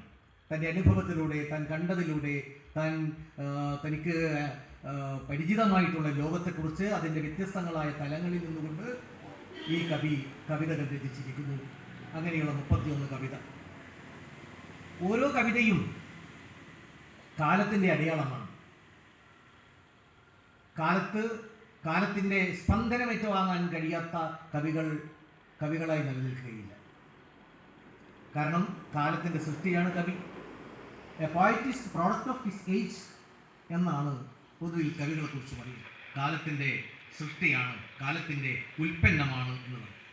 ഈ കാലം ചർച്ച ചെയ്യപ്പെടുന്ന അല്ലെങ്കിൽ ഈ കാലം ചർച്ച ചെയ്യപ്പെടുന്ന വളരെ സവിശേഷതയുള്ളതും ശ്രദ്ധേയവുമായിട്ടുള്ള വിഷയങ്ങൾ കാവ്യരൂപങ്ങളായി ഈ പുസ്തകത്തിൽ വന്നിട്ടുണ്ട്. ഏത് കവിതയായാലും ശരി, സാഹിത്യമായാലും ശരി, അതിലെല്ലാം മനുഷ്യൻ്റെ ജീവിത മണ്ഡലമാണ് ചർച്ച ചെയ്യപ്പെടുന്നത്. മനുഷ്യനെ മാറ്റി നിർത്തിക്കൊണ്ടൊരു കവിതയില്ല, മാനവികതയെ മാറ്റി നിർത്തിക്കൊണ്ട് ഒരു സാഹിത്യവുമില്ല. അത് സംഗീതമായാലും ശരി, സാഹിത്യമായാലും ശരി. സംഗീതം നമ്മൾ കേൾക്കുമ്പോൾ ഇങ്ങനെ പെട്ടെന്ന് നമുക്കത് അതിനോട് ആസ്വദിച്ച് അതിനോടൊപ്പം ചേരാൻ സാധിക്കും. സാഹിത്യം അങ്ങനെയല്ല. സാഹിത്യം കുറച്ച് ചിന്തോദീപകമാണ്. സംഗീതമപി സാഹിത്യം സരസ്വത്യ സ്ഥലദ്വയം ഏകമാവാദമധുരം മന്യം ആലോചനാമൃതം എന്നാണ് ഗുരുക്കന്മാർ പറഞ്ഞു വെച്ചിട്ടുള്ളത്. ഇപ്പം ചില കാര്യങ്ങൾ സൂചിപ്പിക്കുകയാണ്. പുസ്തകത്തിൻ്റെ ഉള്ളിലേക്ക് അങ്ങനെ കൈവച്ച് പോകാൻ ഇനി ഇല്ലെന്നാണ് തോന്നുന്നതുകൊണ്ട് എൻ്റെ പ്രിയപ്പെട്ട MS നമ്മൾ സഹപ്രവർത്തകൻ കൂടിയായിരുന്നു. രാജേന്ദ്ര മാഷായിരുന്നു. നേരത്തെ KK രാജേന്ദ്ര മാഷ് പോയതായാലും ശ്രീധരൻ മാഷ് ഒരു പുസ്തകം പ്രസിദ്ധീകരിക്കുന്നു എന്ന് പറയുമ്പോൾ സ്വാഭാവികമായിട്ടും അതിലൊരു സന്തോഷം എനിക്കുണ്ട് എന്നുള്ളതാണ്. കാരണം എൻ്റെ സഹപ്രവർത്തകൻ ക്ലാസ് മുറിയിൽ നമ്മളൊക്കെ തന്നെ ക്ഷോഭത്തോടുകൂടി കണ്ഠം തുറക്കുമ്പോൾ വളരെ വിനയാന്വിതമായി ശാന്തഭാവത്തിൽ കുട്ടികളോട് കാര്യം പറഞ്ഞ ഒരാളാണ് ശ്രീധരൻ മാഷ് എന്നുള്ളത്. നമ്മൾ തൊണ്ട തുറക്കും. അപ്പോൾ ആ ഒരു ശാന്തത, വിനയാന്വിത ഭാവം, നമ്മൾ സാധാരണ പറയാറുണ്ടല്ലോ, നിറകുടം തുളുമ്പില്ല, അതാണ്. ഏത് പുസ്തകത്തിൻ്റെ അവതാരികയിൽ അദ്ദേഹം തന്നെ കുറേ കാര്യങ്ങൾ ആമുഖത്തിൽ പറഞ്ഞു വെക്കുന്നു. അത് യാഥാർത്ഥ്യമാണ്.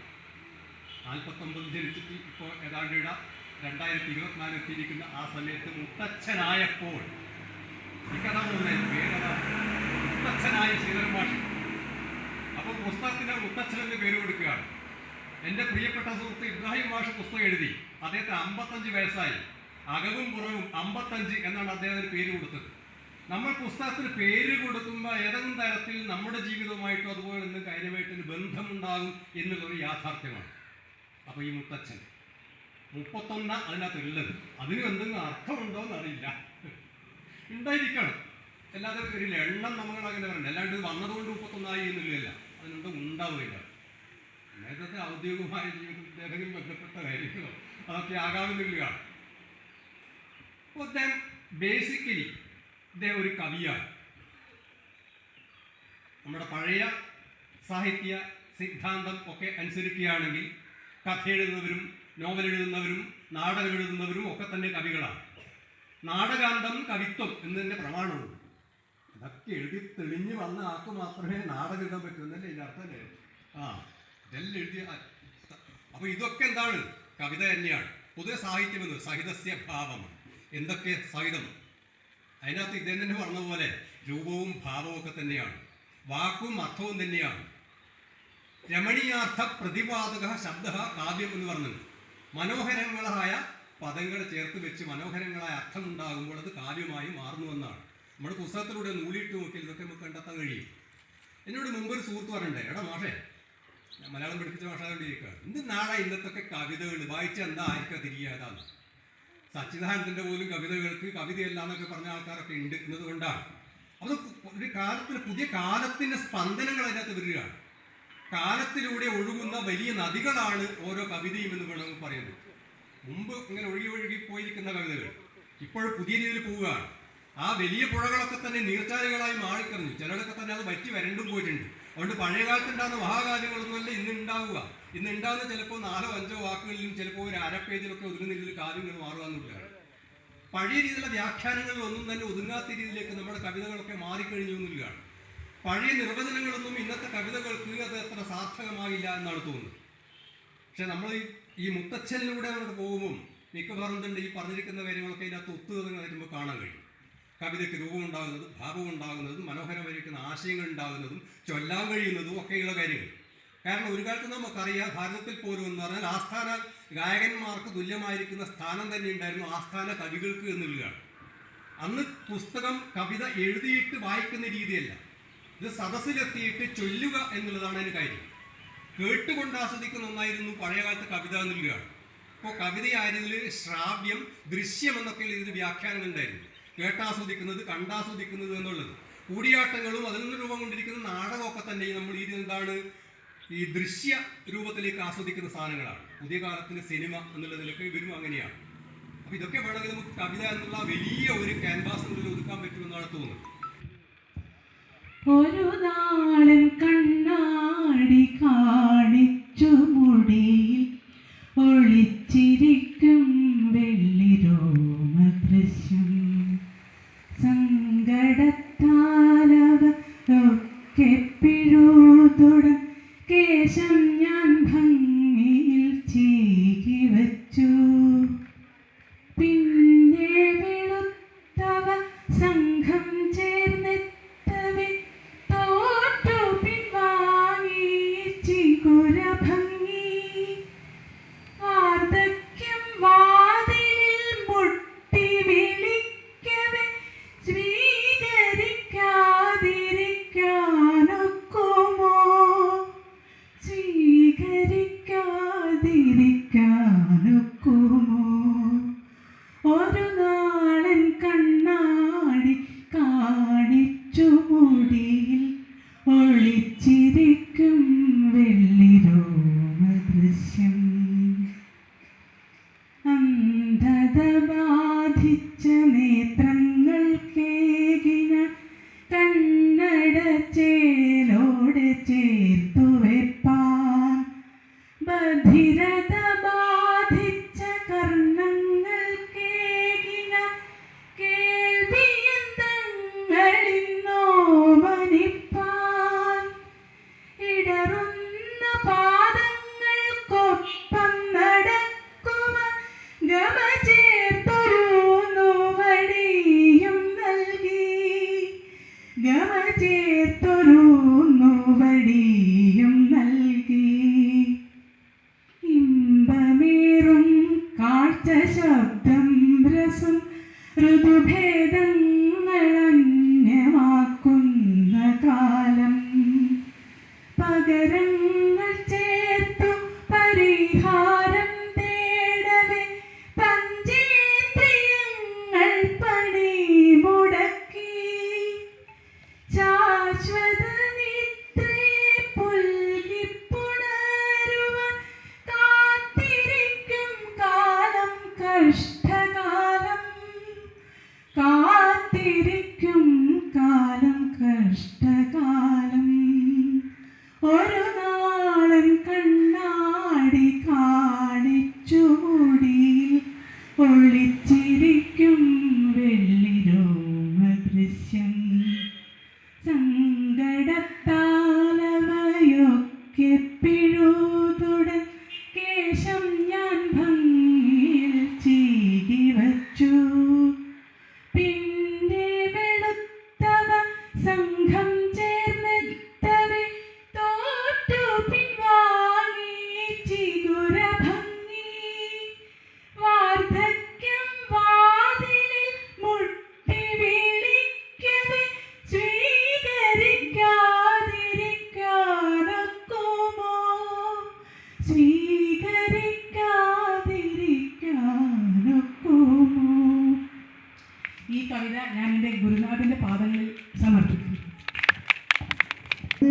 നിന്നവർ ഒരു കാലമുണ്ടോർമ്മച്ചെപ്പിലിന്നും കരിരിട്ട പാടവും കൊയ്ത്തരിവാളുമ തമ്പത്തിനെത്തും തിരുവോണവും. കലിതുള്ളും കർക്കിടക്കാറൊഴിഞ്ഞമ്പരം വെൺമേഘ ചിത്രം വരച്ച കാലം. കതിരിട്ട പാടത്തു കിളിവാഴും നേരത്തു കാവലായി കൈകൊട്ടും പെൺകിടാവും കൊയ്ത്തു കഴിഞ്ഞു കളപ്പുറമുറ്റങ്ങൾ പുന്തൽ കതിരാൽ നിറച്ച കാലം പത്തായം നിറയുമ്പോൾ അത്താഴ പട്ടിണി പാടും പടിയിറങ്ങുന്ന കാലം തെളിനീരു നിറയുന്ന പാടത്തു തുമ്പികൾ നിഴവീട്ടി വട്ടം പറന്ന കാലം കുപ്പായ തുണിയൂരി കോരുവല കെട്ടി ചെറുതോട്ടി പരമീൻ പിടിച്ച കാലം ചാത്തൽ മഴയേറ്റു വേലിപ്പടർപ്പിലെ പാച്ചടിപ്പൂക്കൾ ചിരിച്ച കാലം ഓണനീലാച്ചേല ചുറ്റി പുറപ്പെടും രാവേറെ കൊളുത്തേവി നിന്ന കാലം മുറ്റത്തു പൂക്കളമിട്ടോണക്കോടിയിട്ടോണക്കണിയിൽ രസിച്ച കാലം ചിറകൊടിച്ചെന്ന് പറന്നു പോയെങ്കിലും മക്കാലമാക്കുവാനോണം വന്നു മലയാള മണ്ണിന്റെ സ്വപ്നച്ചിറകേറി മാവേലിയെത്തി ഗൃഹാങ്കണത്തി പൂക്കളം കണ്ടാർത്തു കുശലം ചോദിക്കുന്നു മുന്നേപ്പോൾ സുഖമല്ലേ നിങ്ങൾക്കിന്നും ദുരിതവും ദൗതിയും പാടെ മറന്നവർ കണ്ടുടച്ചൽപ്പം ചിരിച്ചു നിന്നു ചെരിയോട് ചിങ്ങത്തെ വരവേറ്റു നിന്നവർക്കൊരു കാലമുണ്ടോർമ്മ ചെപ്പിലിന്നും കതിരിട്ട പാടവും കൊയ്ത്തറിവാളുമത്തം ഭക്തിനിത്തും തിരുവോണവും എന്ന നിലയിലാണ് ഞാൻ മറ്റൊരു കാഴ്ചപ്പാടിൽ അദ്ദേഹത്തെ കാണുകയാണ്.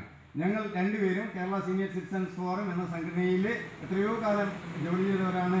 കഴിഞ്ഞ 23 വർഷമായി കൂത്തുപറമ്പിൽ നിന്ന് പ്രസിദ്ധീകരിക്കുന്ന കേരള സീനിയർ സിറ്റിസൺസ് ഫോറത്തിൻ്റെ മുഖപത്രത്തിൽ അതിൻ്റെ എഡിറ്റോറിയൽ എഴുതിക്കൊണ്ടിരുന്നത് യശശരീരനായ മഹാമനീഷിയായ അഡ്വക്കേറ്റ് MCV ഭട്ടതിരിപ്പാടായിരുന്നു.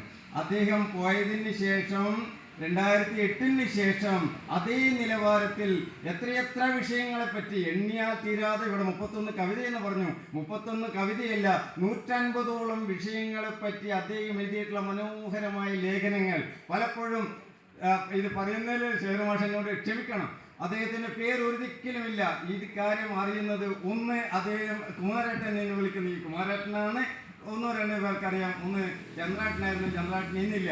അദ്ദേഹത്തിൻ്റെ ആ എഴുത്ത്, ആ കാവ്യഭംഗിയോടെ അദ്ദേഹം എഴുതിയിട്ടുള്ള 150ഓളം ലേഖനങ്ങൾ ഒരൊറ്റ ഒന്ന് വിടാതെ ഞാനത് ഒരു തേനീച്ചയെ പോലെ സമാഹരിച്ചു വെച്ചിരിക്കുകയാണ്.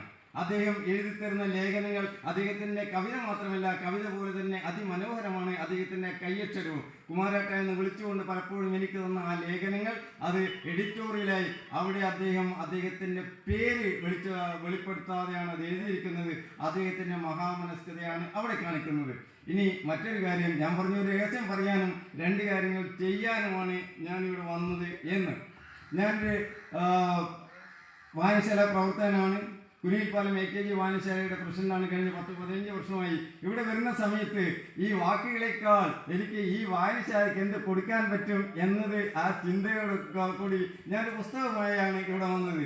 ഷേർമാഷ പോലെ തന്നെ അതിപ്രായമായിട്ടുള്ള മനുഷ്യനാണ്.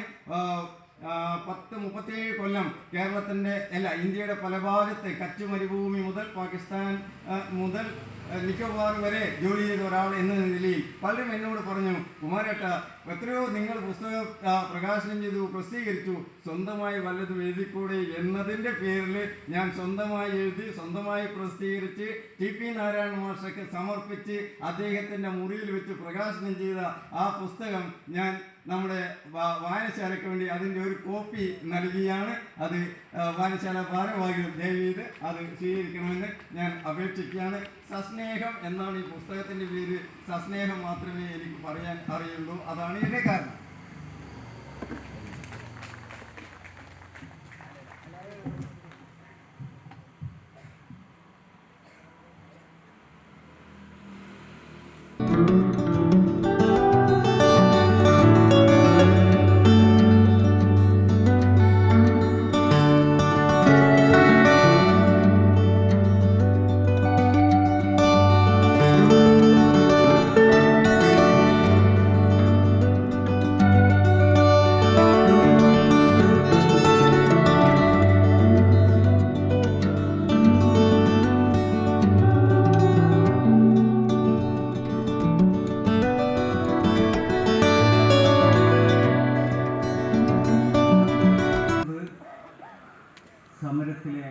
ജീവിച്ചിരിക്കുന്ന രക്തസാക്ഷി പുഷ്പൻ്റെ മുമ്പിൽ പുഷ്പന് വേണ്ടി ഇത് സമർപ്പിക്കുകയാണ്.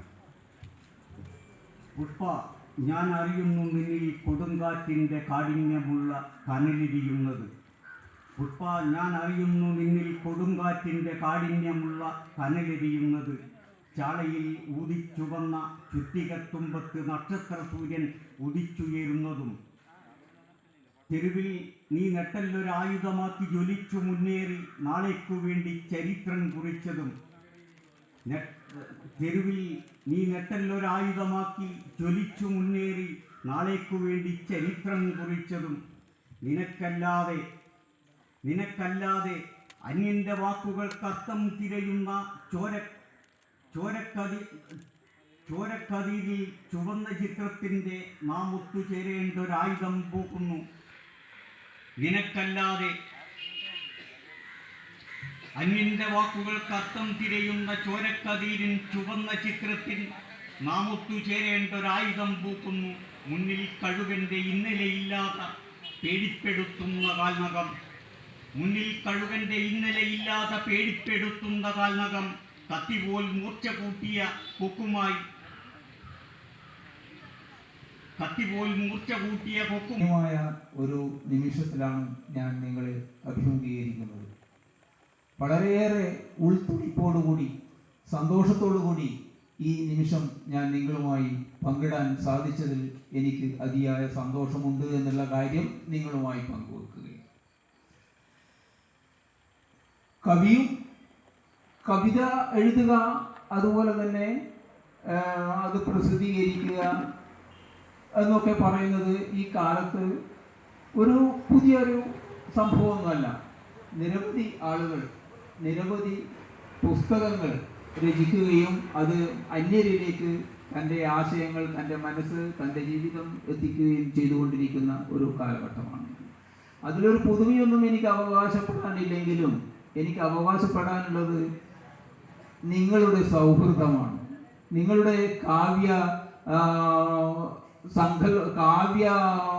കവിതയോടുള്ള സ്നേഹമാണ്. ആ സ്നേഹം എൻ്റെ കവിതയോട് മാത്രമാണ് എന്ന് എനിക്ക് തോന്നുന്നില്ല. കാവ്യത്തോടുള്ള, കാവ്യഭാവനയോടുള്ള ഒരു പ്രതിപത്തി നിങ്ങളെല്ലാം കാണിച്ചിട്ടുണ്ട്. അതുപോലെ തന്നെ നമ്മളെ കവിത മനോഹരമായി ആലപിച്ചവർ, അതുപോലെ ഈ മനോഹരമായ ഞാൻ ഉദ്ദേശിക്കാത്ത അർത്ഥങ്ങൾ പോലും എൻ്റെ കവിതകൾക്ക് നൽകിയ നമ്മുടെ PCയെ പോലെയുള്ള, ഗംഗാധര മാഷെ പോലെയുള്ള പ്രഗത്ഭരായിട്ടുള്ള ഈ വാഗ്ധോരണി സൂക്ഷിക്കുന്ന ആളുകൾ ഒരാളെ കൊണ്ടൊന്നല്ല, എല്ലാ ആളുകളും വളരെ ഭംഗിയിൽ, സാധാരണ ഇങ്ങനത്തെ ചടങ്ങുകളൊക്കെ വന്നാൽ അങ്ങനെ മോശം പറയില്ല എന്നുള്ള ഒരു രീതിയുണ്ട്. പക്ഷെ അതിനപ്പുറം അതിൽ ചില സാരാംശങ്ങളുണ്ട് എന്ന് ഞാൻ മനസ്സിലാക്കുകയാണ്. ഈ വൈകുന്നേരം തുടങ്ങിയതാണ് നമ്മൾ ഗ്രീഷ്മത്തിൻ്റെ കൊടുംചൂടിൽ ഇവിടെ വന്നിരുന്ന് വിയർത്ത് വെമ്പി ഇവിടെ ഇരുന്ന നമ്മുടെ പരിപാടിയിൽ പങ്കെടുത്തവരുണ്ട്. ഈ പരിപാടി തുടങ്ങുമ്പോൾ ഇവിടെ വിയർത്ത് ക്ഷീണിച്ചവരുണ്ട്. ഇബ്രാഹിം മാഷെ പോലെയുള്ള, അദ്ദേഹം കണ്ണൂരിലെ ഒരു ഹയർ സെക്കൻഡറി സ്കൂളിലെ പ്രിൻസിപ്പളാണ്. ക്ഷണം സ്വീകരിച്ച് ഇവിടെ വന്ന് അങ്ങനെ വിശിഷ്ടരായിട്ടുള്ള പലരുമാണ് ഇവിടെ വന്നിട്ടുള്ളത്. അപ്പോൾ എനിക്ക് പറഞ്ഞു തുടങ്ങുന്നത്, ഞാൻ കൂടുതലൊന്നും പറയുകയില്ല, പറയേണ്ട ആവശ്യവുമില്ല. പറഞ്ഞാൽ നിങ്ങൾ ചിലപ്പോൾ എഴുന്നേറ്റ് പോയേക്കും എന്നുള്ള ഭയം എന്നെ വല്ലാതെ പിടികൂടിക്കൊണ്ടിരിക്കുന്നുണ്ട്. കാരണം ഇതൊരു 6 മണിക്ക് അവസാനിപ്പിക്കണം എന്ന് വിചാരിച്ച ഒരു ചടങ്ങാണ്. അത് ഇപ്പോൾ ഏതാണ്ട് 7 മണിയായി. 1 മണിക്കൂർ എന്ന് പറഞ്ഞാൽ വൈകുന്നേരത്തെ 1 മണിക്കൂർ വളരെ പ്രധാനപ്പെട്ട, വളരെ ബുദ്ധിമുട്ടുള്ള സമയമാണ്, പുലർക്കാലം പോലെയല്ല. അതുകൊണ്ട് ഞാൻ പറയാൻ ആഗ്രഹിക്കുന്നത്, ഇങ്ങനെയൊരു വേദി എനിക്ക് തന്ന ഈ ഉണക്കൻ ഗുരുക്കൾ സ്മാരക വായനശാലയോടുള്ള നന്ദിയാണ് ആദ്യമായിട്ട് പ്രകാശിപ്പിക്കാനുള്ളത്. നന്ദി പ്രകടനത്തിലേക്ക് എൻ്റെ മറുവാക്ക് കടന്നു പോകുമോ എന്നുള്ള ഒരു ഭീതിയും എനിക്കുണ്ട്. നന്ദി പ്രകടനത്തിന് നമ്മുടെ ശ്രീധരൻ മൂർക്കത്ത് ഇവിടെ റെഡിയായി നിൽക്കുന്നുണ്ട്. അപ്പോൾ ഞാൻ കുറേ നന്ദി എല്ലാവരോടും പറഞ്ഞു കഴിഞ്ഞാൽ പിന്നെ അദ്ദേഹത്തിന് പറയാൻ വാക്കുകൾ ഉണ്ടാവില്ല. അപ്പോൾ എനിക്ക് പറയാനുള്ളത്, ഈ പുസ്തകം എഴുതാനുള്ള പുസ്തകത്തിൻ്റെ പഠിപ്പുര, പുസ്തകത്തിൻ്റെ പിന്നാമ്പുറത്തെ കുറിച്ച് 2 വാക്ക് ഏതായാലും ധൃതിയിലവരെല്ലാം പോയി എന്ന് എനിക്ക് തോന്നുന്നത് നിങ്ങളുമായിട്ട് പങ്കിടാൻ ഞാൻ ആഗ്രഹിക്കുകയാണ്. കവിത, ഞാൻ ഈ കോവിഡ് കാലത്ത് ഒരു ഓണക്കാലം വന്ന്, ആ ഓണക്കാലത്ത് നമ്മുടെ മാങ്ങാട്ടം UP സ്കൂളിൽ നിന്നും പഠിപ്പിച്ച് പോയി ഇപ്പോൾ കൊല്ലത്ത് മുഖത്തലയിൽ വിശ്രമിക്കുന്ന അയ്യപ്പൻ മാഷ്, അദ്ദേഹത്തിൻ്റെ ഒരു പരസ്യം കണ്ട് ഞാൻ ഓണത്തെക്കുറിച്ചൊരു കവിത എഴുതി അയച്ചു കാണിക്കുന്നത്. അതാണ് എൻ്റെ ആദ്യത്തെ കവിത. ചിരിയോടെ ചിങ്ങത്തെ വരവേറ്റു നിന്നവർക്ക് ഒരു കാലമുണ്ട് ഓർമ്മച്ചെപ്പിൽ നിന്നും എന്നുള്ള ഈ ഗൃഹാതിരത്വമുള്ള ഓണച്ചിന്ത എന്നുള്ള കവിത. ആ കവിതക്ക് ഒരുപാട് അനുഭവങ്ങളുണ്ടായി എൻ്റെ ജീവിതത്തിൽ. ഞാൻ കൂടുതലൊന്നും പറയുന്നില്ല, നിങ്ങൾക്ക് ഇഷ്ടപ്പെടുമെങ്കിൽ കുറേ അനുഭവങ്ങൾ പറയാനുണ്ട്. ആ കേസ് ഞാൻ പറയില്ല, പറയാനുള്ള സമയവുമല്ല. ഈ കവിത എൻ്റെ ഈ 2 കുട്ടികൾ ഇവിടെ വന്നില്ലേ, അവർ കുട്ടികളല്ല, അവരുടെ കുട്ടികൾ ആയ ഒരു ആളുകളാണ്, വലിയ കുട്ടികൾ, മെഡിസിൻ പഠിക്കുന്നതാണ്, ഒരു പിന്നെ ഇവിടെ അങ്ങനെ മറ്റേ കുട്ടികൾ അങ്ങനെ പഠിക്കുന്നവരാണ്. അവരെ ഞാൻ പഠിപ്പിക്കുന്ന കാലത്ത് ഓർമ്മ പുതുക്കിക്കൊണ്ട് ഈ വിദ്യാർത്ഥികളുടെയും അധ്യാപകരുടെയും ഒരു ഗെറ്റ് ടുഗദർ കോട്ടയം ഗവൺമെൻറ് സ്കൂളിൽ നടത്തുകയാണ്. ആ ഗെറ്റ് ടുഗദറിൽ എൻ്റെ ഒരു കവിത ഈ കുട്ടി പാടണമെന്ന് എന്നോട് ആവശ്യപ്പെട്ടു. അപ്പോൾ എനിക്ക് അവരെ കൊണ്ട് പാടിക്കണം എന്നാണ് നിർബന്ധം. അങ്ങനെ രഞ്ജിത്ത് പറഞ്ഞു, ഞാൻ പാടിത്തരാം പക്ഷേ ഞാൻ ഒന്ന് ട്യൂൺ ചെയ്തോട്ടെ എന്ന് പറഞ്ഞിട്ട് എൻ്റെ ഒരു കവിത എടുത്ത് കുട്ടി ട്യൂൺ ചെയ്ത്, അവൻ്റെ ഒരു ഇളയച്ചനുണ്ട്, ഒരു പിന്നെ കോയമ്പത്തൂർ സംഗീതജ്ഞൻ, അദ്ദേഹത്തിന് അയച്ചു കൊടുത്ത് അദ്ദേഹം പറഞ്ഞു ഇതൊരു മനോഹരമായിട്ടുള്ള വരികളാണ്, അതുകൊണ്ട് ഞാൻ എൻ്റെ സ്റ്റുഡിയോയിൽ ഇത് ട്യൂൺ ചെയ്ത് ഓർക്കസ്ട്ര കൊടുത്ത് തിരിച്ചയക്കാം എന്ന് പറഞ്ഞിട്ട് അദ്ദേഹത്തിൻ്റെ മകളെ കൊണ്ടത് വീണ്ടും പാടിച്ച് അങ്ങനെ കവിതയാക്കി. അങ്ങനെ വാട്സപ്പിലിട്ട് ആ വാട്സപ്പിലിട്ട കവിത എൻ്റെ മകൾ സരിക അതിന് കുറേ ചിത്രങ്ങൾ കൊടുത്ത്, ആ ചിത്രങ്ങൾ കൊടുത്ത് ഞാൻ എൻ്റെ കോട്ടയം വേങ്ങാട് ഹയർ സെക്കൻഡറി സ്കൂളിലെ അധ്യാപകരുടെ ഒരു ഗ്രൂപ്പിൽ, വാട്സപ്പ് ഗ്രൂപ്പിൽ അതിട്ട് അതിന് റെസ്പോണ്ട് ചെയ്തത് ഒരാളാണ്. ഒരു 10-80ഓളം ടീച്ചേഴ്സുള്ള ഒരു ഗ്രൂപ്പ്. അപ്പോൾ ഞാൻ മനസ്സിലാക്കി ഈ കവിതക്കൊക്കെ ഇത്രയും മാർക്കറ്റുള്ളൂ. അതിൽ ഒരാൾ റെസ്പോണ്ട് ചെയ്ത് നമ്മുടെ DK സദാനന്ദനായിരുന്നു, ഇപ്പോൾ കവിത പുസ്തക പരിചയം നടത്തിയത്. അപ്പോൾ ഞാൻ പറഞ്ഞു വന്നത്, അങ്ങനെ ആ കവിത പ്രസിദ്ധീകരിക്കാനുള്ള അയ്യപ്പ മാഷ് പ്രസിദ്ധീകരിച്ച് 2-3 കൊല്ലം ഞാൻ ആ കവിതകൾ ഇങ്ങനെ അയച്ചു കൊടുത്തപ്പോൾ അദ്ദേഹം പറഞ്ഞു, ശ്രീധരൻ മാഷെ നമുക്കൊരു കാര്യം ചെയ്യാം, നിങ്ങളുടെ കവിത ഒരു പുസ്തകമാക്കണം നിർബന്ധിച്ചു. ഞാൻ പറഞ്ഞു ഇനി വയസ്സുകാലത്ത് ഒരു കവിതയൊക്കെ എഴുതി ഇങ്ങനെ പുസ്തകം പ്രസിദ്ധീകരിച്ച് ആളുകളുടെ കൂടത്തിലെല്ലാം ഇങ്ങനെ ചിലരെങ്കിലും അത് ഇഷ്ടപ്പെടും, ചിലർ അത് ഇഷ്ടപ്പെടില്ല, ചിലർ പരിഹസിക്കും, അങ്ങനെയൊക്കെ ഉണ്ട് കാര്യങ്ങൾ. അപ്പോൾ മാഷ് പറഞ്ഞു അതൊന്നും ഒരു പ്രശ്നമല്ല, നമുക്ക് പുസ്തകമാക്കണം എന്ന് പറഞ്ഞിട്ട് അദ്ദേഹം മുൻകൈയെടുത്ത് ഈ 3 പുസ്തകത്തിലും പ്രസിദ്ധീകരിച്ച 3 കൊല്ലമായിട്ട് പ്രസിദ്ധീകരിച്ച കവിതകൾ അദ്ദേഹം ഒരു പുസ്തകത്തിലാക്കി. എന്നോട് പറഞ്ഞു പിന്നെ അതിന് ചിലവൊന്നും വേണ്ട, DTP ഓൾറെഡി നമ്മൾ എടുത്തതാണ്, അതിന് ചിലവൊന്നും വരില്ല എന്ന് പറഞ്ഞു. പിന്നെ ഞാൻ പറഞ്ഞു ഈ അവതാരിക ആരെ കൊണ്ട് എഴുതിക്കുക? ഞാൻ പറഞ്ഞു ഇനി ഒരാൾ എനിക്കൊന്നും സുഖമില്ല ആ സമയത്ത്. നേരം പറഞ്ഞു അതിപ്പോൾ ഞാൻ എഴുതിയാൽ പോകാം, നിങ്ങൾ വിഷമിക്കണ്ട, ഞാൻ തന്നെ അവതാരിക എഴുതിത്തരും എന്ന് പറഞ്ഞിട്ട് അദ്ദേഹം തന്നെ അവതാരിക എഴുതി. അങ്ങനെ ആ പുസ്തകം എന്നോട് ഒരു ആമുഖം എഴുതി തരണം എന്ന് പറഞ്ഞിട്ട് ആമുഖം എഴുതി കൊടുത്ത് അദ്ദേഹത്തിൻ്റെ പ്രസ്സിൽ പ്രഭാകരൻ പുത്തിർ എന്ന് പറയുന്ന ആളുടെ ഒരു പ്രസ്സിൽ വളരെ പ്രശസ്തനായിട്ടുള്ള ആളുകളാണ്, എഴുത്തുകാരനാണ്, സിനിമക്കൊക്കെ കഥയും കാര്യങ്ങളും എഴുതിയ ഒരാളാണ്. അദ്ദേഹത്തിൻ്റെ പ്രസ്സിൽ ഇത് അച്ചടിച്ച് സിജിരി പ്രസ് അച്ചടിച്ച് കൂത്തുപറമ്പിൽ പ്രൊഫഷണൽ കൊറിയേഴ്സിൽ കെട്ടാക്കിയിട്ട് അയച്ച് എന്നോട് പറഞ്ഞു ഒന്ന് നിങ്ങൾ പോയിട്ട് ആ കെട്ടെടുക്കണം എന്ന് ആവശ്യപ്പെടുകയുണ്ടായി. വാസ്തവത്തിൽ പിന്നെ ഒരു കാര്യം അദ്ദേഹം പറഞ്ഞു, ഈ പുസ്തകം നിങ്ങൾ എന്ത് ചെയ്യാലും ഒന്ന് പ്രകാശിപ്പിക്കണം, നാട്ടുകാരറിയണം നിങ്ങളിങ്ങനെ ഒരു കവിത എഴുതിയിട്ടുണ്ട് എന്നും ഈ കവിത നിങ്ങൾ പ്രസിദ്ധീകരിച്ചു കഴിഞ്ഞു പ്രകാശനം ചെയ്യണം എന്നും അങ്ങനെ എന്നോട് ഒരു നിർദ്ദേശം മാത്രമാണ് അദ്ദേഹം എന്നോട് പറഞ്ഞത്. ആ നിർദ്ദേശത്തിൻ്റെ ഒരു ഫലപ്രാപ്തി കൂടിയാണ് ഈ യോഗം എന്നാണ് എനിക്ക് പറയാനുള്ളത്. ഇതിൽ ചില കവിതകളൊക്കെ നിങ്ങൾക്ക് ഇഷ്ടപ്പെടാൻ സാധ്യതയുണ്ട്, ചില കവിതകൾ അത്ര ഇഷ്ടമാവില്ല എന്നൊക്കെ എനിക്കറിയാം. അതൊക്കെ കവിതയുടെ വേറെ മേഖലകൾ, അതിനെക്കുറിച്ച് കൂടുതലൊന്നും പറയുന്നില്ല. അപ്പോൾ എനിക്ക് പറയാനുള്ളത്, നന്ദി പ്രകടനത്തിന് ആളുണ്ടെങ്കിലും എനിക്ക് നന്ദി പറയാതിരിക്കാൻ പറ്റില്ല. അത് എൻ്റെ ഒരു മനസാക്ഷിയുടെ ഒരു പ്രശ്നമാണ്. ഈ യോഗത്തിൽ സ്വാഗതം പറഞ്ഞത് എൻ്റെ പ്രിയപ്പെട്ട വിനോദൻ, വായനശാല സെക്രട്ടറി, അതുപോലെ തന്നെ അധ്യക്ഷത വഹിച്ചത് ചൊവ്വ ശ്രീധരൻ, പിന്നെ പുസ്തകം ഉദ്ഘാടനം ചെയ്ത നമ്മുടെ PC ഗംഗാരമാഷെ കുറിച്ച് പറയുമ്പോൾ ഒരുപാട് പറയാനുണ്ട്. ഒരുപാട് തിരക്കുള്ള എല്ലാ പരിപാടികളും അദ്ദേഹം ക്യാൻസൽ ചെയ്ത് റദ്ദ് ചെയ്തിട്ട് ഈ പരിപാടിയിൽ ഇതാ ഇപ്പോഴും മഞ്ഞ് കൊണ്ടിട്ട് ആ വാൾഡ് ഹാറ്റിൽ അയച്ചിട്ടുള്ള മനുഷ്യൻ, കഷണ്ടിയായിട്ടുള്ള മനുഷ്യൻ ഇപ്പോഴും എല്ലാ പരിപാടികളും റദ്ദ് ചെയ്ത് ഇവിടെ വന്നിരിക്കുകയാണ്. എനിക്ക് ഈ പരിപാടിയിൽ മുഴുവൻ സമയവും ഇരിക്കണം എന്ന് പറഞ്ഞിട്ട് ഇപ്പോഴും ഇരിക്കുകയാണ്. അദ്ദേഹത്തോടൊക്കെയുള്ള ഒരു സ്നേഹവും ബഹുമാനവും ആദരവും അതുപോലെ തന്നെ സൗഹൃദവും ഒക്കെ തീർത്താൽ തീരാത്തതാണ്. പലരും അദ്ദേഹത്തെ പോലെ തന്നെയാണ് മറ്റു പലരും.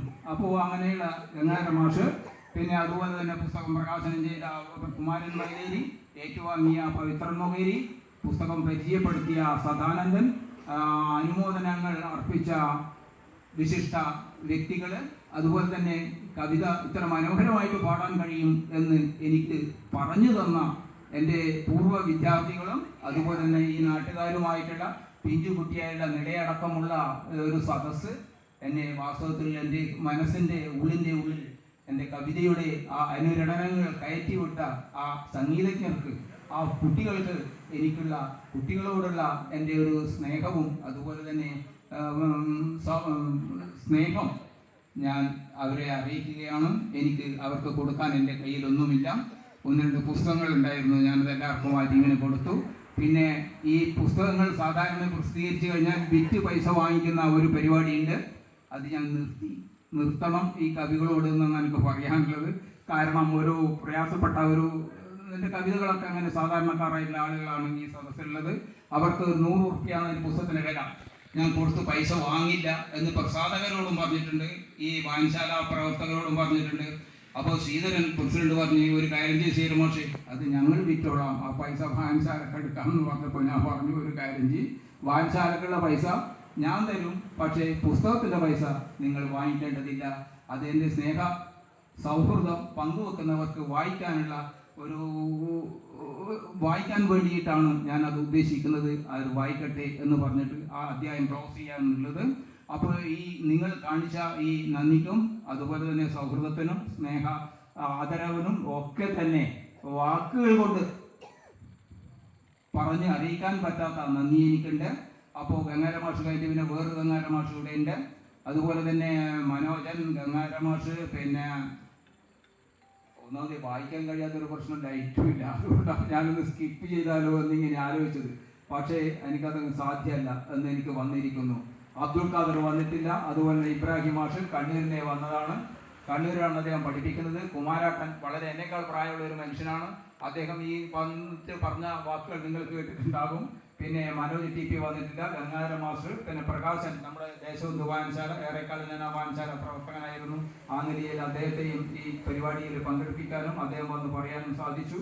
പിന്നെ ചന്ദ്രൻ കുറച്ച് തിരക്കായതുകൊണ്ട് കണ്ണൂർ ഒരു മകൻ്റെ ഒരു ജോലിയുമായിട്ട് ബന്ധപ്പെട്ട കാര്യത്തിന് പോയതാണ്. അല്ലാതെ ജിനിയൻ കേസാണ് എല്ലാ ആളുകളുടെയും. അതുപോലെ തന്നെ വളരെ പ്രയാസമുണ്ടെന്ന് പറഞ്ഞിട്ടുണ്ട്. അപ്പോൾ ഇത്രയും ആളുകൾ, പിന്നെ കവിത പാടിയ നിള, പിന്നെ രഞ്ജിത്ത്, ജെഫി, റോസിത, ധന്യ, പിന്നെ ആരെങ്കിലും വിട്ടുപോയ ചാത്തപ്പള്ളി രാജൻ, വളരെ വിപ്ലവ ഗാനം പാടിയ, രാഷ്ട്രീയ ഗാനം പാടിയ, കവിത എഴുതിയ രാജൻ, എല്ലാ ആളുകൾക്കും നന്ദി അറിയിക്കുകയാണ്. അതുപോലെ തന്നെ നന്ദി പ്രകടനം നടത്തുന്ന ശ്രീധരൻ, വായനശാല വിനോദ, അതൊക്കെ ഞാൻ പറഞ്ഞു കഴിഞ്ഞു. കുറേ വൈകിയതുകൊണ്ട് എനിക്ക് ശരിക്കും ഇങ്ങനെ ഒരു ഇരുത്തം വന്ന് പറയണമെന്ന് ഞാൻ കരുതിയിട്ട് കൊണ്ടുവന്നായിരുന്നു കുറേ കാര്യങ്ങൾ. അതെല്ലാം ശൂന്യതയിൽ ഇങ്ങനെ ലയിച്ചു പോയി എന്നാണ് എനിക്ക് പറയാനുള്ളത്. എങ്കിലും അങ്ങനെ ആരെങ്കിലും വിട്ടുപോയെങ്കിൽ നിങ്ങളത് ക്ഷമിക്കുക, മനഃപൂർവ്വമല്ല. 2-2.5 മണിക്കൂറോളം ഞാനിങ്ങനെ ഇവിടെ ഇരുന്നു. നല്ലൊരു സുഖമുള്ള ഒരാളുമല്ല. അതുകൊണ്ട് നിങ്ങൾ വല്ല അഭാവനയും വന്നാൽ ക്ഷമിക്കണമെന്നും നിങ്ങളുടെ സ്നേഹവും സൗഹൃദവും അതുപോലെ തന്നെ എല്ലാം കാത്തു സൂക്ഷിക്കണമെന്നും, ഇനിയും ഒരു കവിതയുമായി ഞാൻ വരും എന്ന് ചിലർ സൂചിപ്പിക്കുകയുണ്ടായി. നമുക്ക് സമയവും സന്ദർഭവും കാലവും ആയുസ്സും ഒക്കെ ഒത്തുവന്നാൽ അതും നിറവേറ്റാൻ സാധിക്കും എന്ന് ഞാൻ വിശ്വാസി അല്ലെങ്കിലും അങ്ങനെയാണ് പറയാ. ജഗദീശ്വരനോട് പ്രാർത്ഥിക്കുന്നു എന്ന് പറഞ്ഞാൽ കാലത്തോട് പ്രാർത്ഥിക്കുന്നു എന്ന അർത്ഥം എടുക്കണം. നന്ദി, നമസ്കാരം.